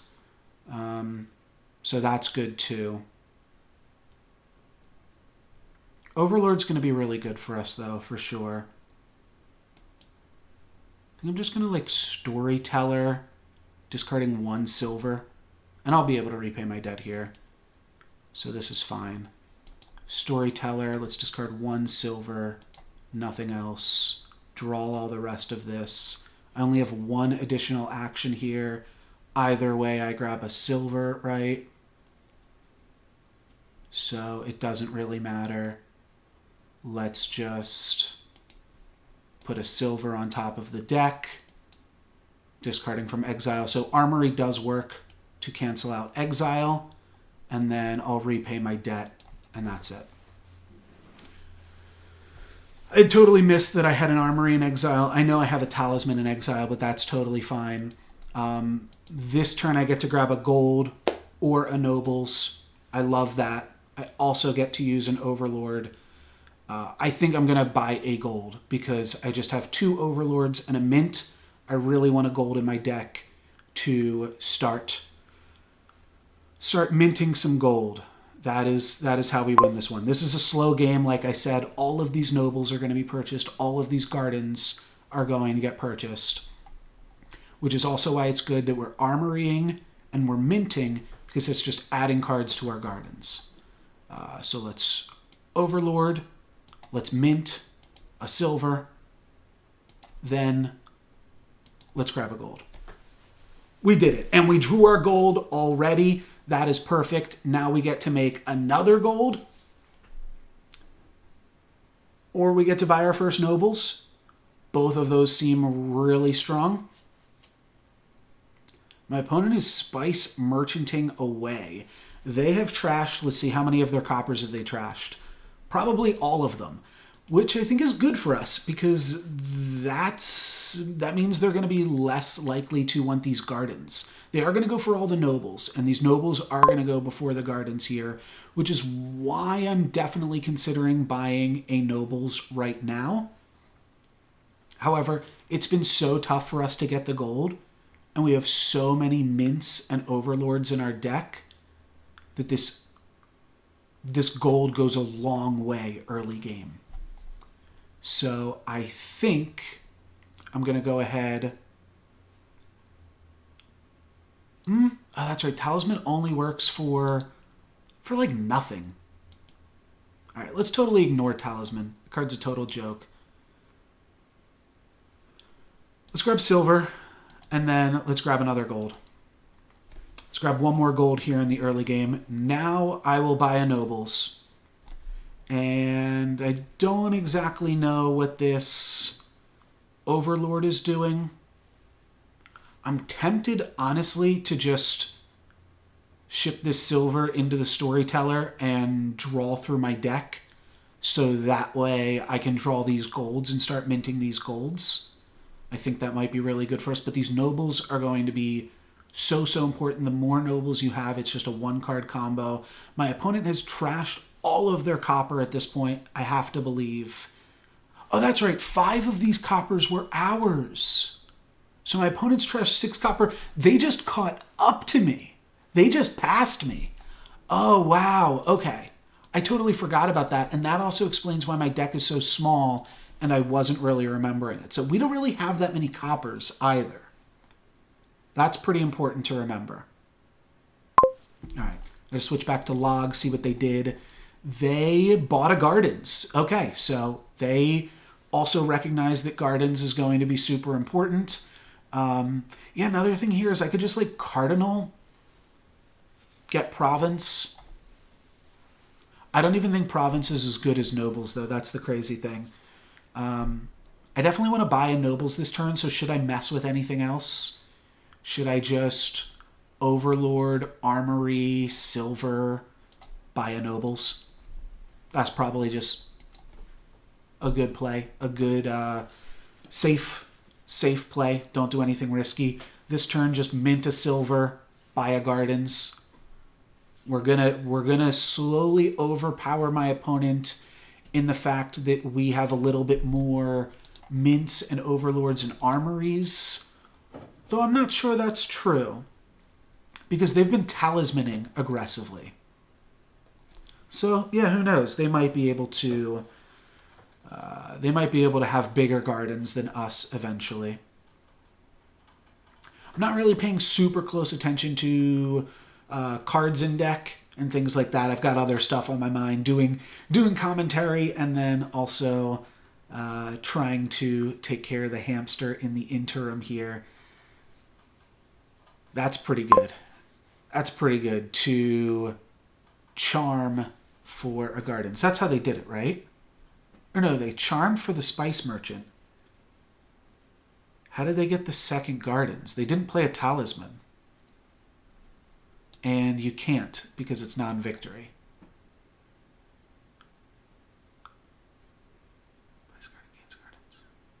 I'm not sure. Oh, they bought and gained the same garden. Okay, that's just a little bit confusing how the log displays that stuff, but yeah, that's totally cool. We're going all in on the gardens here as my opponent has started to tap that resource. And yeah, I don't know. We could even run out all of the silvers this game. I'm definitely just going to keep buying nobles. Definitely buying a noble this turn. Just think about what I want to do with my overlord. The overlords aren't super powerful. I'll admit it. But I think that they will possibly be powerful into the late game. My opponent's gardens are currently duchies. Those are only going to get bigger. We're definitely just going to buy a nobles here, right? I could also Spice Merchant and buy 2 gardens. Spice Merchant, trash a silver, 8 gold, 2 buys, right? Plus 2 gold on a buy. So that's tempting.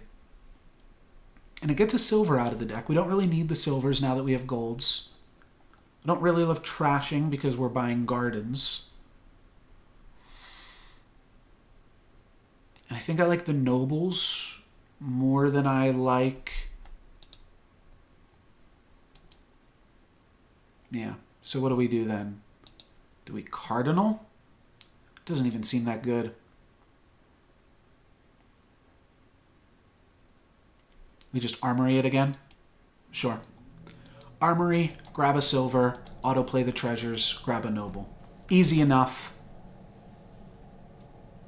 I guess this is just another noble turn. Nothing crazy. We exiled a silver, that's fine. I'm fine getting the silvers out of my deck. I guess we're going to draw 3 here, and then we're probably going to bust. But I don't see the point in not playing it. And unfortunately, with 1 buy, I do think we still just buy the nobles.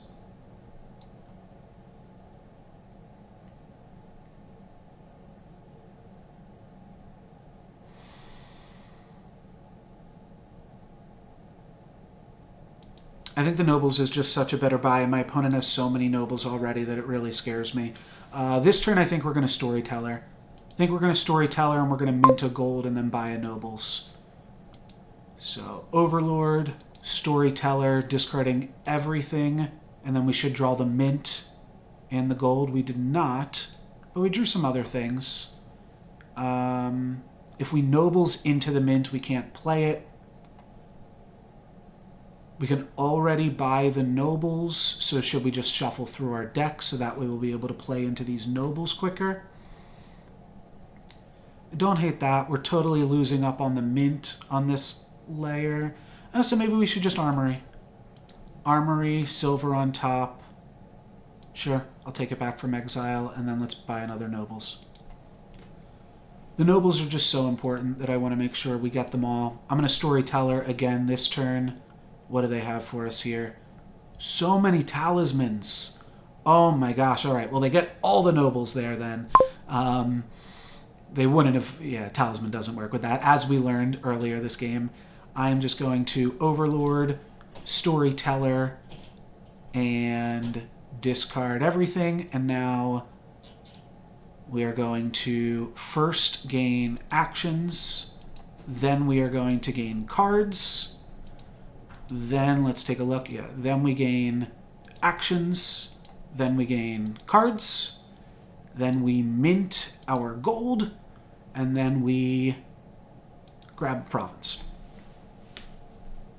We got a gold and a province in the same turn. There's nothing super fantastical happening right now. But these turns are good. Yeah. This is okay. This turn will only have maximum 6 gold, so we're really just going to be buying a gardens. So I suppose we shall put a silver on top of our deck. Oh, I get to exile one of these. Let's exile this. Great. It doesn't hurt you. You don't lose the victory points when you exile. We are beating our opponent now. Important to know. They are going to grab a gardens here, and their gardens are only worth 2, so that's fine. And that is why we are... I could Storyteller here, actually. Okay, I like that better. Let's Storyteller. Storyteller this much, I think. We're probably only going to buy the gardens, but maybe we buy the provinces. Okay, that's fine. Wow, okay, we get to buy Provi now. And I think I'm going to grab a gardens. I think just... It's going to hurt our next turn. We're just going to say continue. Because we don't want to discard from exile. It's actually better to just keep it in exile, as well as those talismans. Who needs those talismans? And now we are ahead of our opponent by 8. And we're doing okay. We'll be able to buy gardens this turn. My opponent is probably going to snag these last gardens. See with the Spice Merchant? Yeah, that seems like it's probably going to be a gardens turn. Unless they just totally whiffed because they have a bunch of gardens and estates. And then, and right now their estates are, or their gardens are probably worth, they're almost about to be worth 3. Our gardens are almost about to be worth 4. As we have 32 cards in our hand, and we shall see, yeah, okay, so that gardens, they have exactly 30 cards in their deck, and we have 32. So we're not beating them by that much, actually. Just go ahead and draw 3 and then buy a duchy. No, let's draw 3 and then buy a province. Okay, so we're probably not going to get to the 40, where all of our gardens are worth an additional victory point, but we're looking pretty good. We're looking pretty good right here. And here I think I Overlord for Storyteller, now that we are in this phase of the game. My opponent's going to have a big Nobles turn here. Nobles for 2 actions, then I assume we'll see Nobles for 2 cards. They did lead with a Spice Merchant, so that's interesting. Let me see. I think Woodrow's sleeping now. You sleeping, Woody? Yep. He went back to bed. He just got up very briefly. I fed him so that he would maybe stay up with me for a second, but yeah, it was surprising to see him up at 4 p.m. That's not typically the time that he's up. So my opponent grabs a duchy. Now 31 cards in their deck. I have 33 in mine. They're definitely not going to get to another Garden's Threshold. I think I Storyteller here, though. So let's Storyteller, and let's discard everything. Okay, and now I can mint a gold. Unfortunately, that leaves us one short of grabbing a province, so that's frustrating. I don't need a gold, we just grab a duchy. We're at 34, and we will be able to grab a province on this turn. We have so much silver in our deck, it would be insane if we drew 3. We could draw into all nobles. Is that possible? Draw into like 2 nobles plus armory. Let's not jinx it. My opponent goes Spice Merchant into nobles for 3 cards, and then peters out pretty significantly. Charm doesn't even add gold. It worked out well for them the one time they bought a Spice Merchant and then got a free thing. Oh no, they got 5. Okay, so they're going to be able to grab a duchy, and I don't even know what they did. They bought a copper into copper or something. I'm not really sure. Let's go ahead and draw 3 and then get ourselves a little Pravi action here. And I'm feeling good. We're up by 9. If my opponent stalls this game out, then we hit the Garden's Threshold before they do. This turn, we're going to be able to nobles into nobles and buy another Pravi. So I think we're gaining provinces at a faster rate than my opponent too. They take another turn off. So we are going to go actions into cards. This is why I love nobles. And then we just buy a province. So that is now looking fantastic. We are now up on my opponent by 18 points. This is going to be pretty hard for them to get back in, but they've got a nobles turn. So they go +2 actions, then into +3 cards. Actually, both my opponent and myself got 4 nobles. So this is a pretty even game. Both of us have the chance to potentially go off with the nobles. It gets harder as the game goes on, as the decks get even bigger. My opponent gets 7, which is so unlucky. They're going to have to buy a duchy. Maybe they want duchies at this point too. I think we will be fine with a duchy, but if we draw 2 silvers, which we do, I mean, we have so many silvers in our deck now as well. My opponent gained 5 on their turn. I gain 6, or 5. They gain 3. I gain 6 on my turn. So that's looking pretty good. At 62, we have not quite hit the Garden's Threshold, but we are getting close to hitting the Garden's Threshold. With one more card, I think we might be there. And if that card's a province, that is looking pretty good for us. So we exiled another Gardens, which is great. That's why I was saying I don't even think Cardinal is that great of an attack. It kind of makes your opponent's deck better as they exile some Gardens. Now, in the late game, if they were to exile my Noble, that would be really precarious because I have no way to get that Noble back. But so far, all I have is 2 Gardens and 2 Talismans in exile, and I do not need those cards in my deck. So I am feeling pretty good here. Start off with an Overlord for Storyteller, I believe. Yeah. We can also exhaust any one other pile, but I don't see that happening to anything other than Duchy, but it is worth keeping in mind. So Storyteller, let's discard a silver. That is a pretty good start here. Do we want to do it again? Overlord would draw us 6 this time. I think that will be good enough. It'll draw through our whole deck. So let's Overlord, Storyteller, discard this, and then we draw 6. And now we are only 1 short. So we can just Nobles as a draw 3. And that should be able to buy us the last Pravi. So let's go for that. Nobles is a draw 3. Dump our hand onto the board. And that is game 5. We are now 3-2. And we are winning. So things are looking good here. And I'm feeling pretty good. These have been some fun and some well-fought games by myself and my opponent.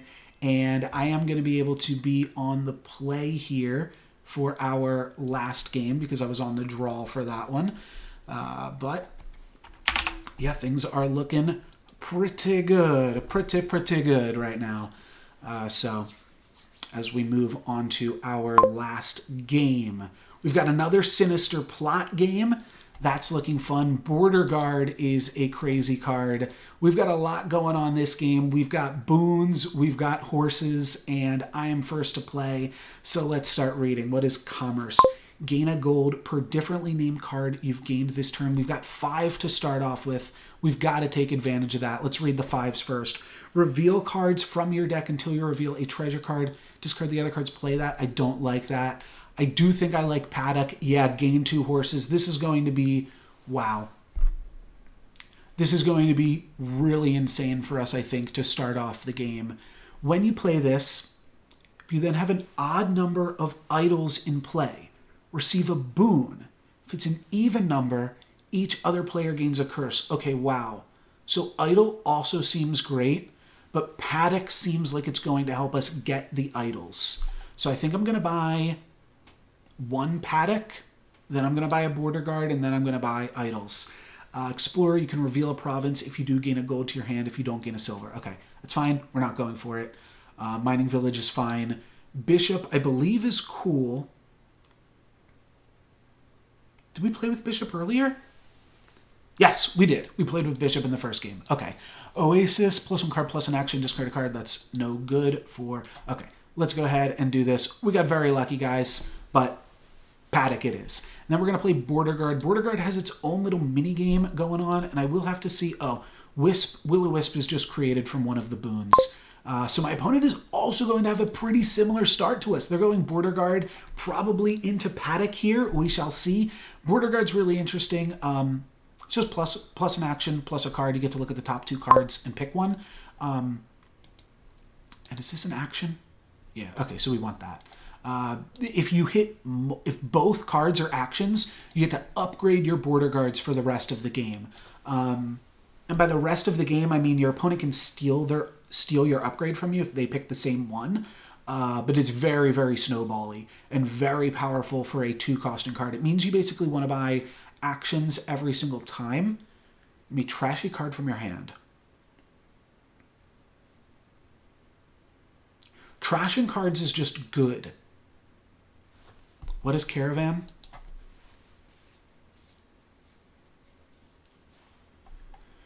Are there any attacks? There are no attacks, right? Oh, this is an attack. Well, I do think Caravan Guard's going to be good then, considering Idol's an attack, and Idol looks good to me. So I think we're going to go for Idol here. Let's see. Does my opponent have enough to grab an Idol? They don't. They're going to have to grab a 4-cost card, which is probably going to be a Mining Village, yeah. But we get to play Paddock, gain 2 horses, and then have an additional 5 hand. Oh, they should have grabbed Sinister Plot. We're going to grab Idol, though. We're going to grab Sinister Plot on our first 4 hand. This turn's going to be another 5-er. Let's see. Is my opponent going to go for Idol? They are going to go for Idol. So me and my opponent are lockstep here. We're doing a lot of the same things. Border Guard is actually really good with Paddock. I'm just now realizing. So what do we want? We want to take this. I forget how that works. Okay. Yeah, Border Guard's good with Paddock because you keep putting horses into your deck. Do we have any additional buys? Does anything generate additional buys? I think we're just going to be buying a province this turn. We need to find a card with extra buys, if possible. Don't think it exists. No, okay. So nothing gives us additional buys except for boons, potentially. I don't even think we need this horse. We already have 6.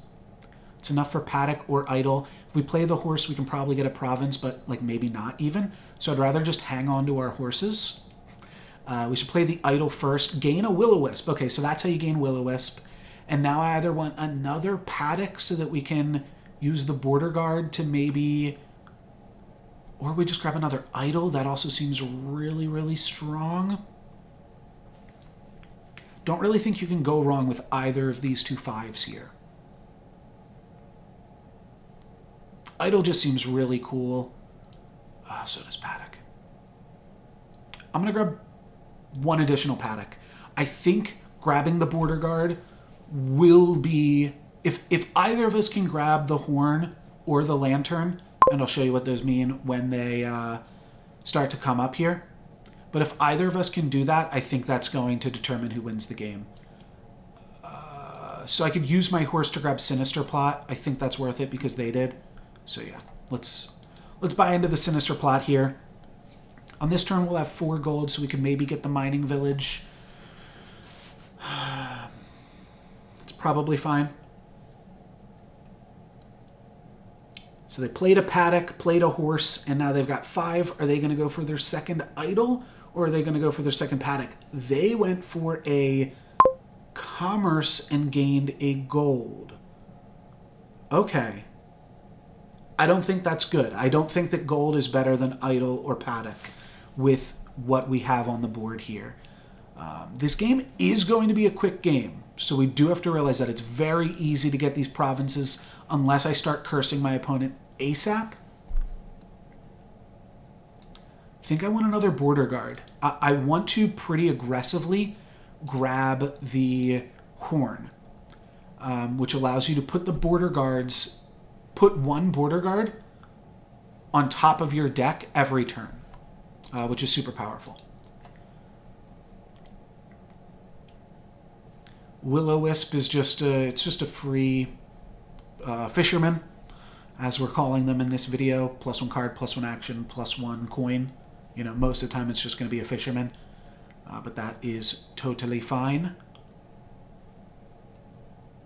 So my opponent goes for the border guard, reveals a paddock and a horse. No, they beat me. They beat me to the horn. Wow. Okay, this is going to be really tough now. So my opponent used the border guard, saw paddock horse, so now they have horn, which means they're going to be able to do a border guard every turn. Eventually, they're also going to grab the lantern. So this is really scary. They're also using the forest gift, which gives them an additional buy. Wow. Okay, they're just going for a province, which is, yes, it's how you win the game. Worst case scenario, we've tied our opponent. I've got to add a token. I've got to have a big turn. Okay. Border guard. Damn it. We have no way to generate additional actions, or did we generate additional actions this turn? We did not. We did not generate additional actions this turn. Let's discard this. We have to think if we want to play our horses now, hurting our future border guards. Problem is, this is only 4. I don't really like 4 with this. I mean, I know we have bishops, but I'd love to get to 5, get the second idol, and get back in the game that way. So I'm going to use a horse, then I'm going to use a paddock, get 2 more horses, then I'm going to grab my second idol, because I think that's how we get back into the game. We also have to steal the horn as soon as possible. As soon as possible here. Beating my opponent on paddocks, beating them on idols, but they have the horn. And as you can see, that just makes all of their turns that much more powerful.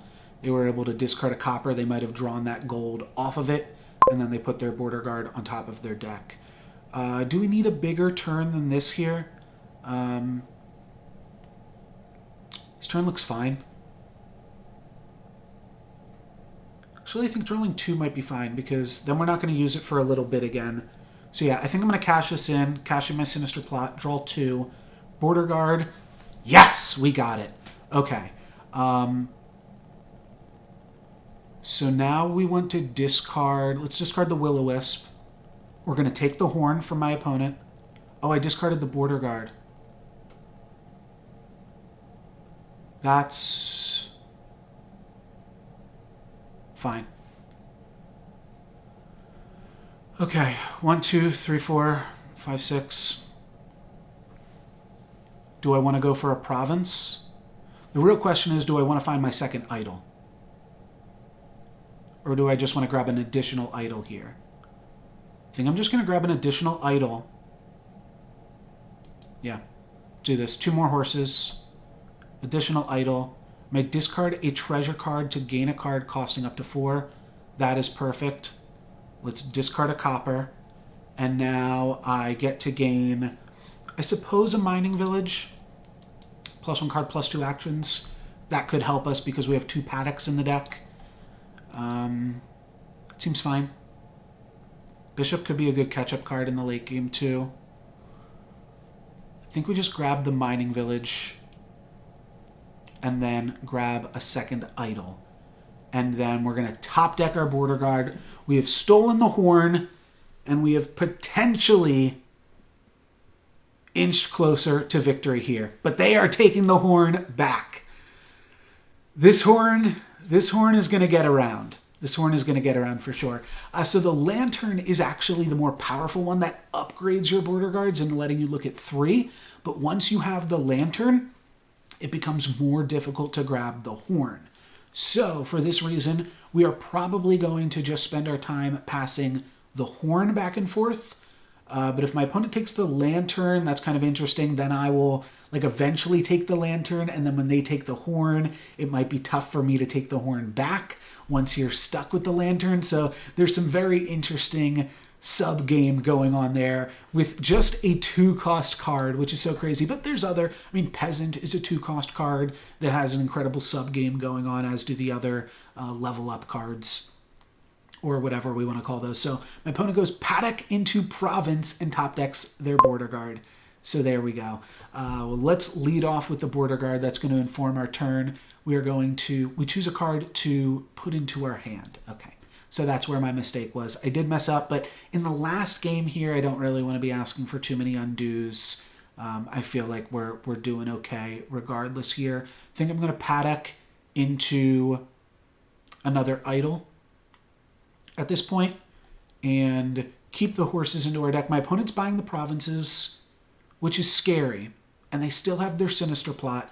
There's a chance that my opponent is just going to run away with this game, and I don't want to spend too much time, but I really want to start cursing them. So I'm going to do this, and now I think for all future turns, I am going to start trying to buy provinces where I can, but it doesn't even look like I'm going to be able to buy a province this turn, so yeah, not sure. My opponent leads with the Sinister Plot, drawing 4 cards into Mining Village. Are they going to trash? If they trash, then they 100% have a province, but they probably already have a province despite that. So they don't win the lantern, but they are going to grab the province.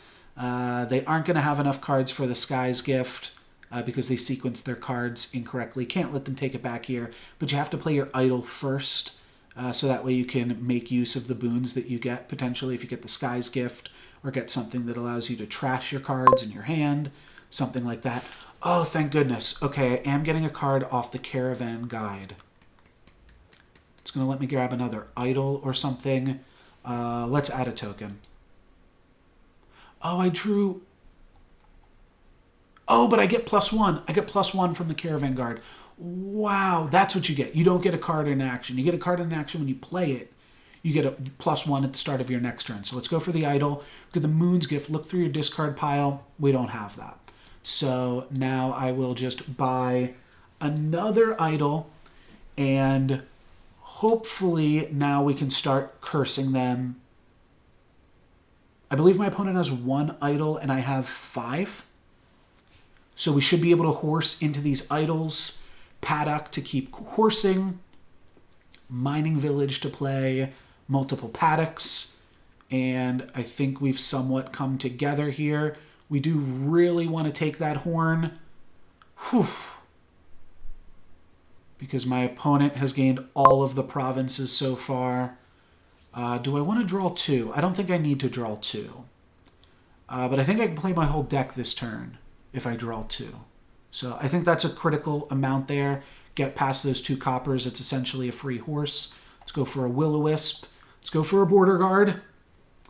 Let's grab the idol. So now we have 2 idols. 1, 2, 3, 4, 5, 6, 7, 8. We already have enough for a province. So let's go Paddock. Add 2 more horses to the deck. Let's start with an idol. It's a +2/+2. That's fine.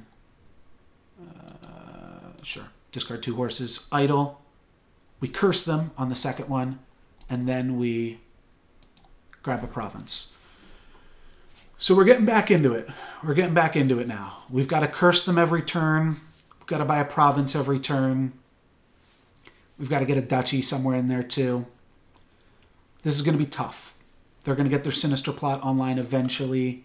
They still have the Horn, which is pretty huge. It's just an additional +1 every turn. They went for a Bishop, which is definitely something to consider ourselves. Let's start with a horse trying to find the idol. Let's Border Guard, take back that Horn. We do not get it. We do get the Paddock. Let's find another idol. Let's Caravan Guard first. Let's continue trying to find another idol. Let's Border Guard. Let's grab a horse. It's Mining Village. No trash. We already have enough. Oh, we got the second idol. Got the second idol. So we're not trashing. We are just playing Paddock, gaining back 2 horses. We are ending our actions. We're idling. +1 action, +1. That doesn't do anything for us. We are cursing them.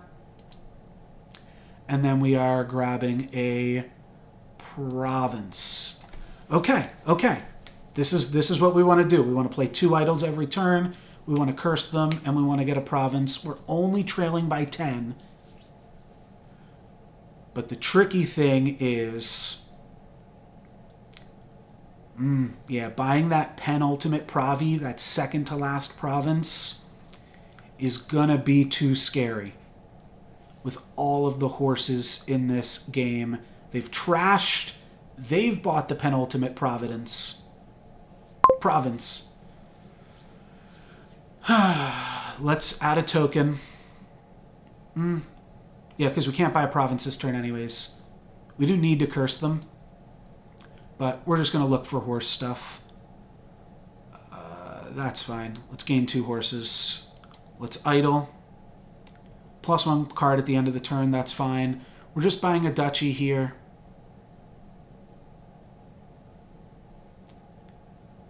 Yeah, this one didn't really work out. Maybe we have to buy a bishop?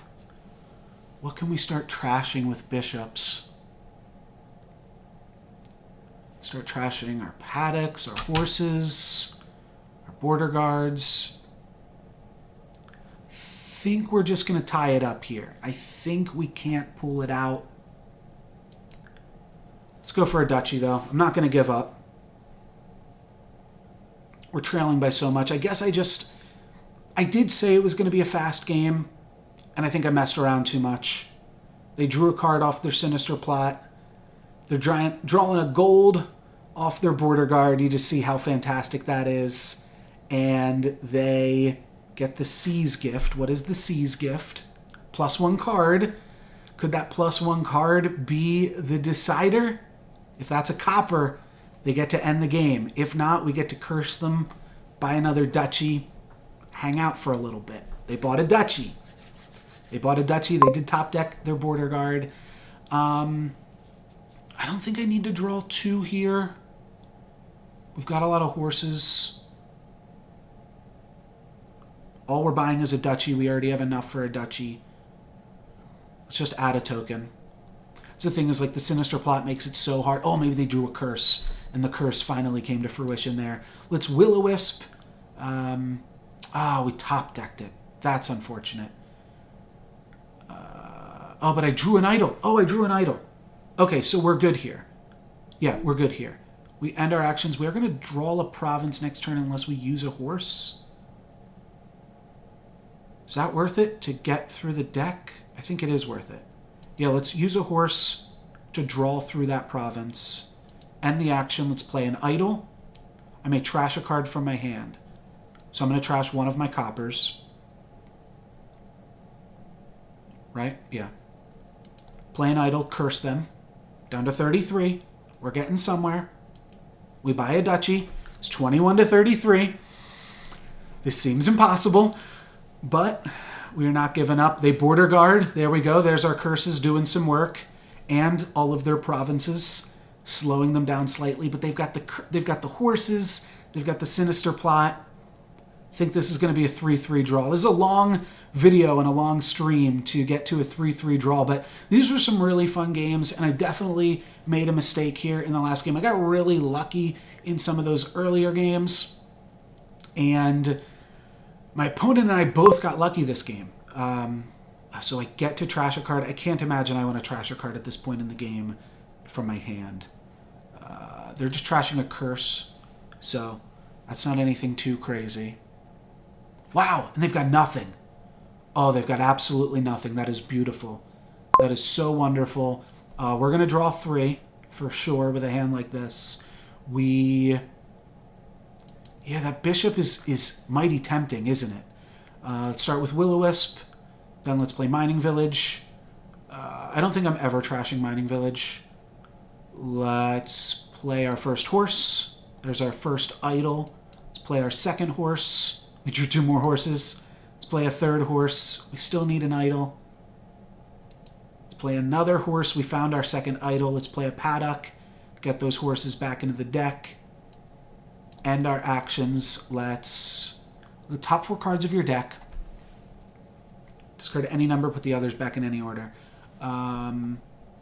Discard the copper. And keep the rest. Let's curse them. And then let's grab a duchy. We cannot yet win. We're not even close to winning. But maybe eventually. Okay, we have the idol here, so we can border guard, Paddock Idol at the very least.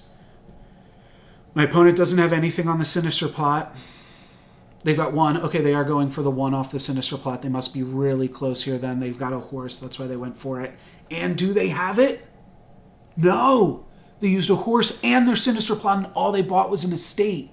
Okay. We need to take the horn. Give me that horn. Frick. Okay, let's grab the copper. Give me that horn. No. Okay. Let's grab the idol. We're going to go idol, idol, Paddock. Well, Paddock, idol, idol, duchy. Okay. Let's grab the idol. Let's go Paddock. Idol. Seize gift. That's +1 card. Doesn't do anything for us. Idol. Curse you. Grab a duchy. We are now only 7 cards behind our opponent. 1 more idol, idol, province turn, and we win. We tie. We tie, which is a win. They grabbed the gold. Oh, this is it. We had them. Oh, we could have tied this turn. No. Oh, they grabbed the duchy. They grabbed the duchy. We're still in it. We are still in the game. Wow, this is so intense. This is one of the most intense games of Dominion I've ever played, and it is game 6 of a 6-game match. What are we doing this turn? We're buying a duchy again. We need that horn yesterday, man. Oh, frick. Okay, well we need to curse them, right? And I like the boons. The boons have been good. I believe the boons do reshuffle. We're on the last boon here, but the boons will reshuffle. We could technically know which boon is coming up this turn. I don't want to consult the wiki or anything like that. That feels like cheating in such an intense situation, and I don't know. I don't have all the boons memorized. But there's 12 different random effects. That's what the boons are.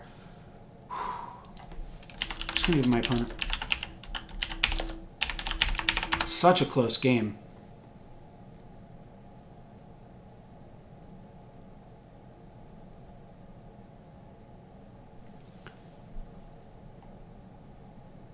I think I need to draw one.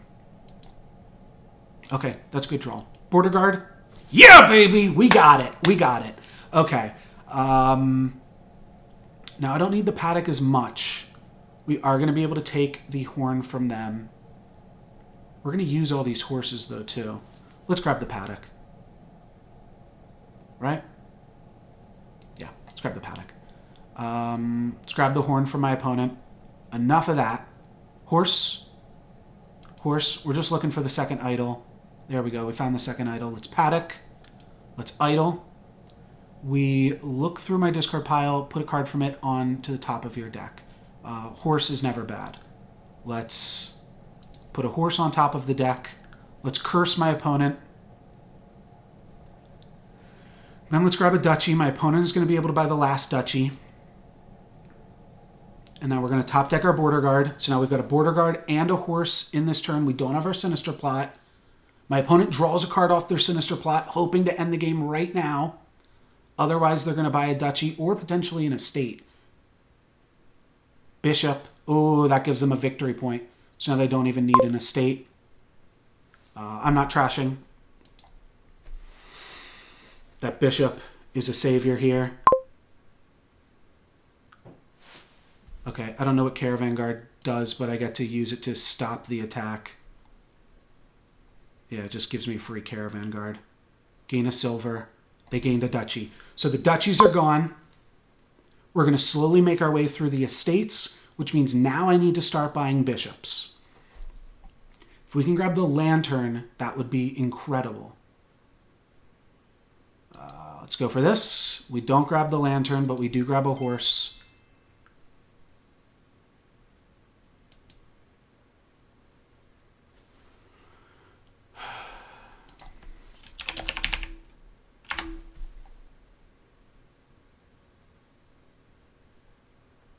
My opponent and I just exchanging some pleasantries before the game finishes up here. So now I really think I want to start buying bishops, but how the heck do we get back into this game? We need to, we're definitely looking for the other idol other than anything else. Let's keep looking for that idol. We didn't find the idol yet. Let's Will-O-Wisp. Wow, we're going through all of our horses this turn. It's a little awkward. All right, Border Guard. We found the idol finally, so I'll grab this. Grab the Paddock. And now we're going to start seeing boons that we've already seen. Oh, we were already doing that. +1 card at the end of turn. Sure. All right. Curse you. So now an estate is worth 1 victory point. And nothing gives buys, right? Nothing on this whole board gives buys.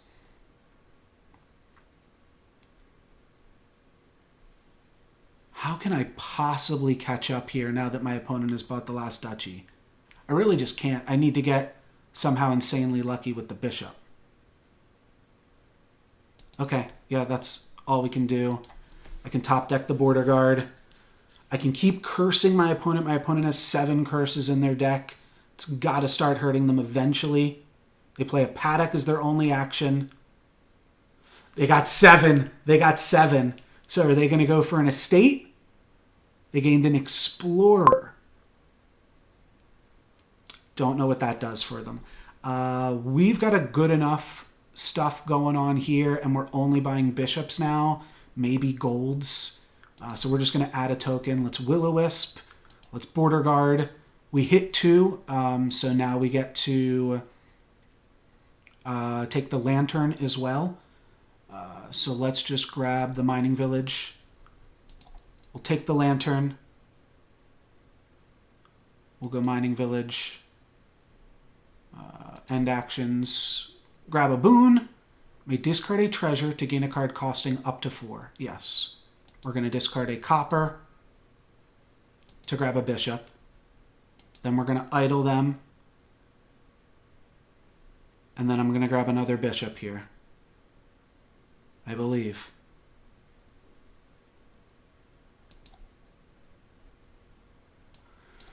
I'm not really sure how we get back into this one. I think we're just kind of stalling it out at this point until my opponent is able to Sinister Plot into a province. They're Sinister Plotting every other turn, which is so funny. We're basically doing ours like every 3 turns or something like that. But they know they're so close to the game just ending. This Border Guard turn is going to be pretty nutty. Okay, they're just using a bishop here, so nothing crazy on this turn. Just bishop, maybe buying an estate. We really have to start bishoping our gold. Or not our gold. We don't have gold yet. But we've got to find some gold and then bishop it. Wow, 7 again. That's incredible.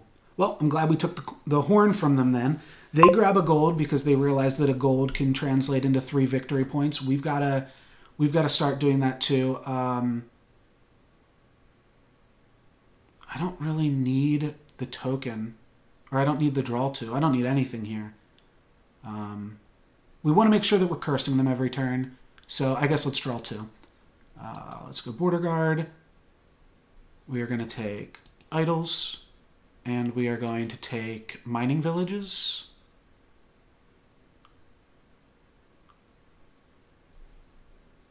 Put into your hand. Yeah, Idol.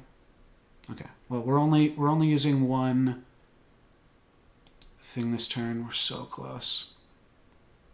Oh, I have an extra action somehow? How'd I get an extra action?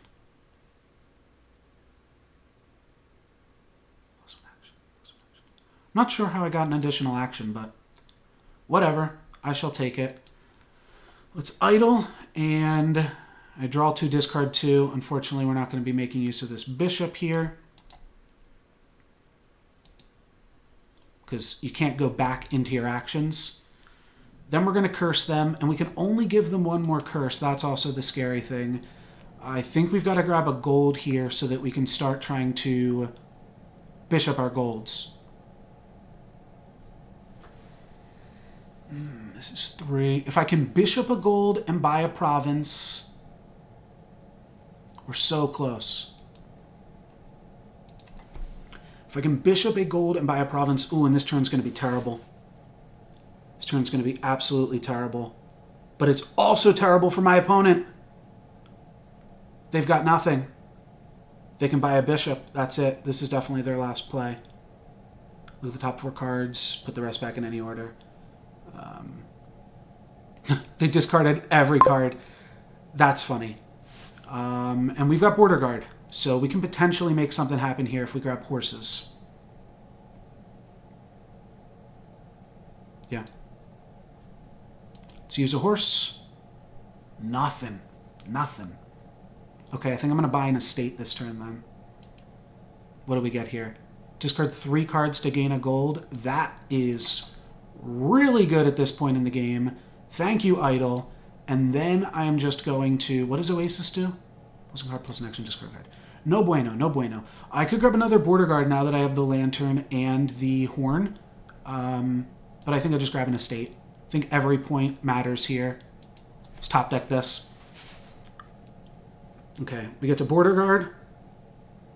Could bishop our Idol. An estate. Okay, we're making a run on the estates now. Once the estates are gone, that's the game.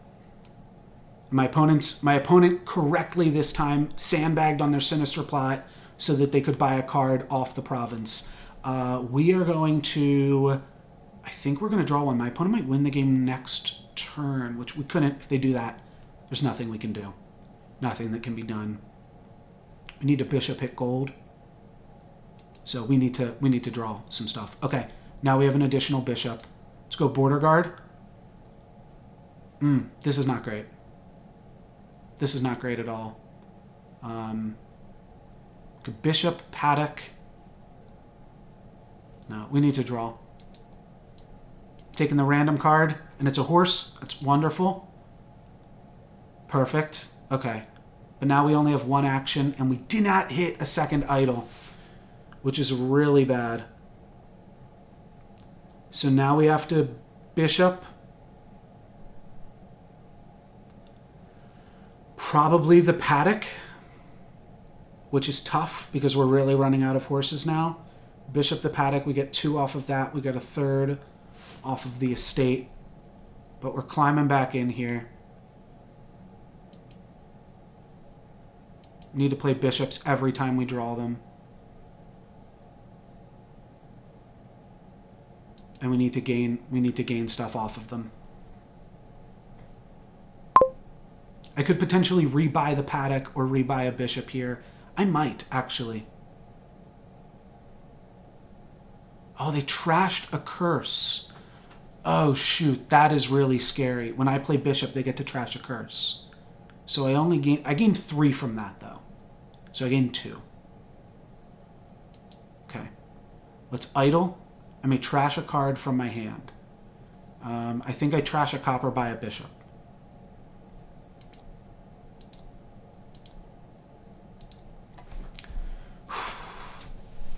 we top deck it.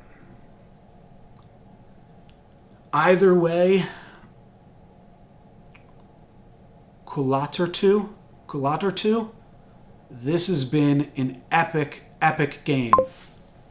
They did nothing. If I curse them and buy a province, I win. I already used up my sinister plot. Holy moly. All I have to do is find an idol. Let's find the idol. Holy moly.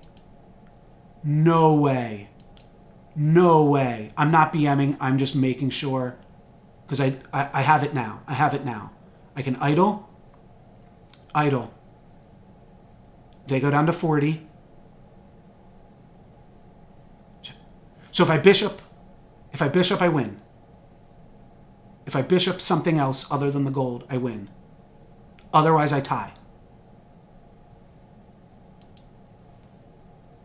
If I bishop this horse, I gain 2. They can trash a curse. They gain 1. I idle. They get a curse. They go down to 40. I'm at 35, we'll say. That works. Wow. I bishop. I trash the horse. Welcome to Dominion. This has been an epic battle here with the most epic conclusion. They're at 41. I grab the last province. 42, baby. No lucks given. That's how you do it. Never give up. We got very, very lucky that game, but we played our asses off. Our opponent has to give us the GG there. GG to you as well. That's maybe the best game of Dominion that I've ever played, and I'm so happy that I was recording and streaming this. And this will be up on YouTube as well. Subscribe if you want to follow along and see how I do throughout the rest of the league. That was incredible. I've got nothing else to say. That's the end of the stream as well. If you're not already following, make sure you hit that follow button on YouTube or on Twitch to be notified when I go live in the future and to catch the rest of this series. I don't think we're going to get more epic games than that. That was crazy. Oh, sorry. I just had to top deck that. Game's over. Wow. Wow. Game has ended. Let's take a look at the victory screen here. My opponent got 5 provinces early. That was just crazy. I started buying all of the duchies, trying to get back into it. I bought the penultimate province. That is something that is really risky, but I knew I had to go for it, and I knew that if I kept cursing my opponent, maybe, I didn't know. I won't say I knew, but I figured if I kept cursing my opponent, maybe they would have some bad turns. And wow, they had a string of bad turns. They did misuse the sinister plot. They should have just taken a turn off, or 2 turns off, or 4 turns off. But it was so close. It was so close. They had 7 so many times. But they kept drawing my curses. And that was enough to win it. That was my first time playing with idols, and now I love idols. I'm a big fan of Survivor, as well, as you guys probably know if you've been following along with the channel. And yeah, I found my idols, and now I am the Dominion idol. Different type of idol there, but that was absolutely incredible. Thank you guys very much for watching. Hopefully you enjoyed, and stay tuned to see more in the future. That's gonna be it for me today. Thank you very much for watching. I'm NoLucksGiven. Peace.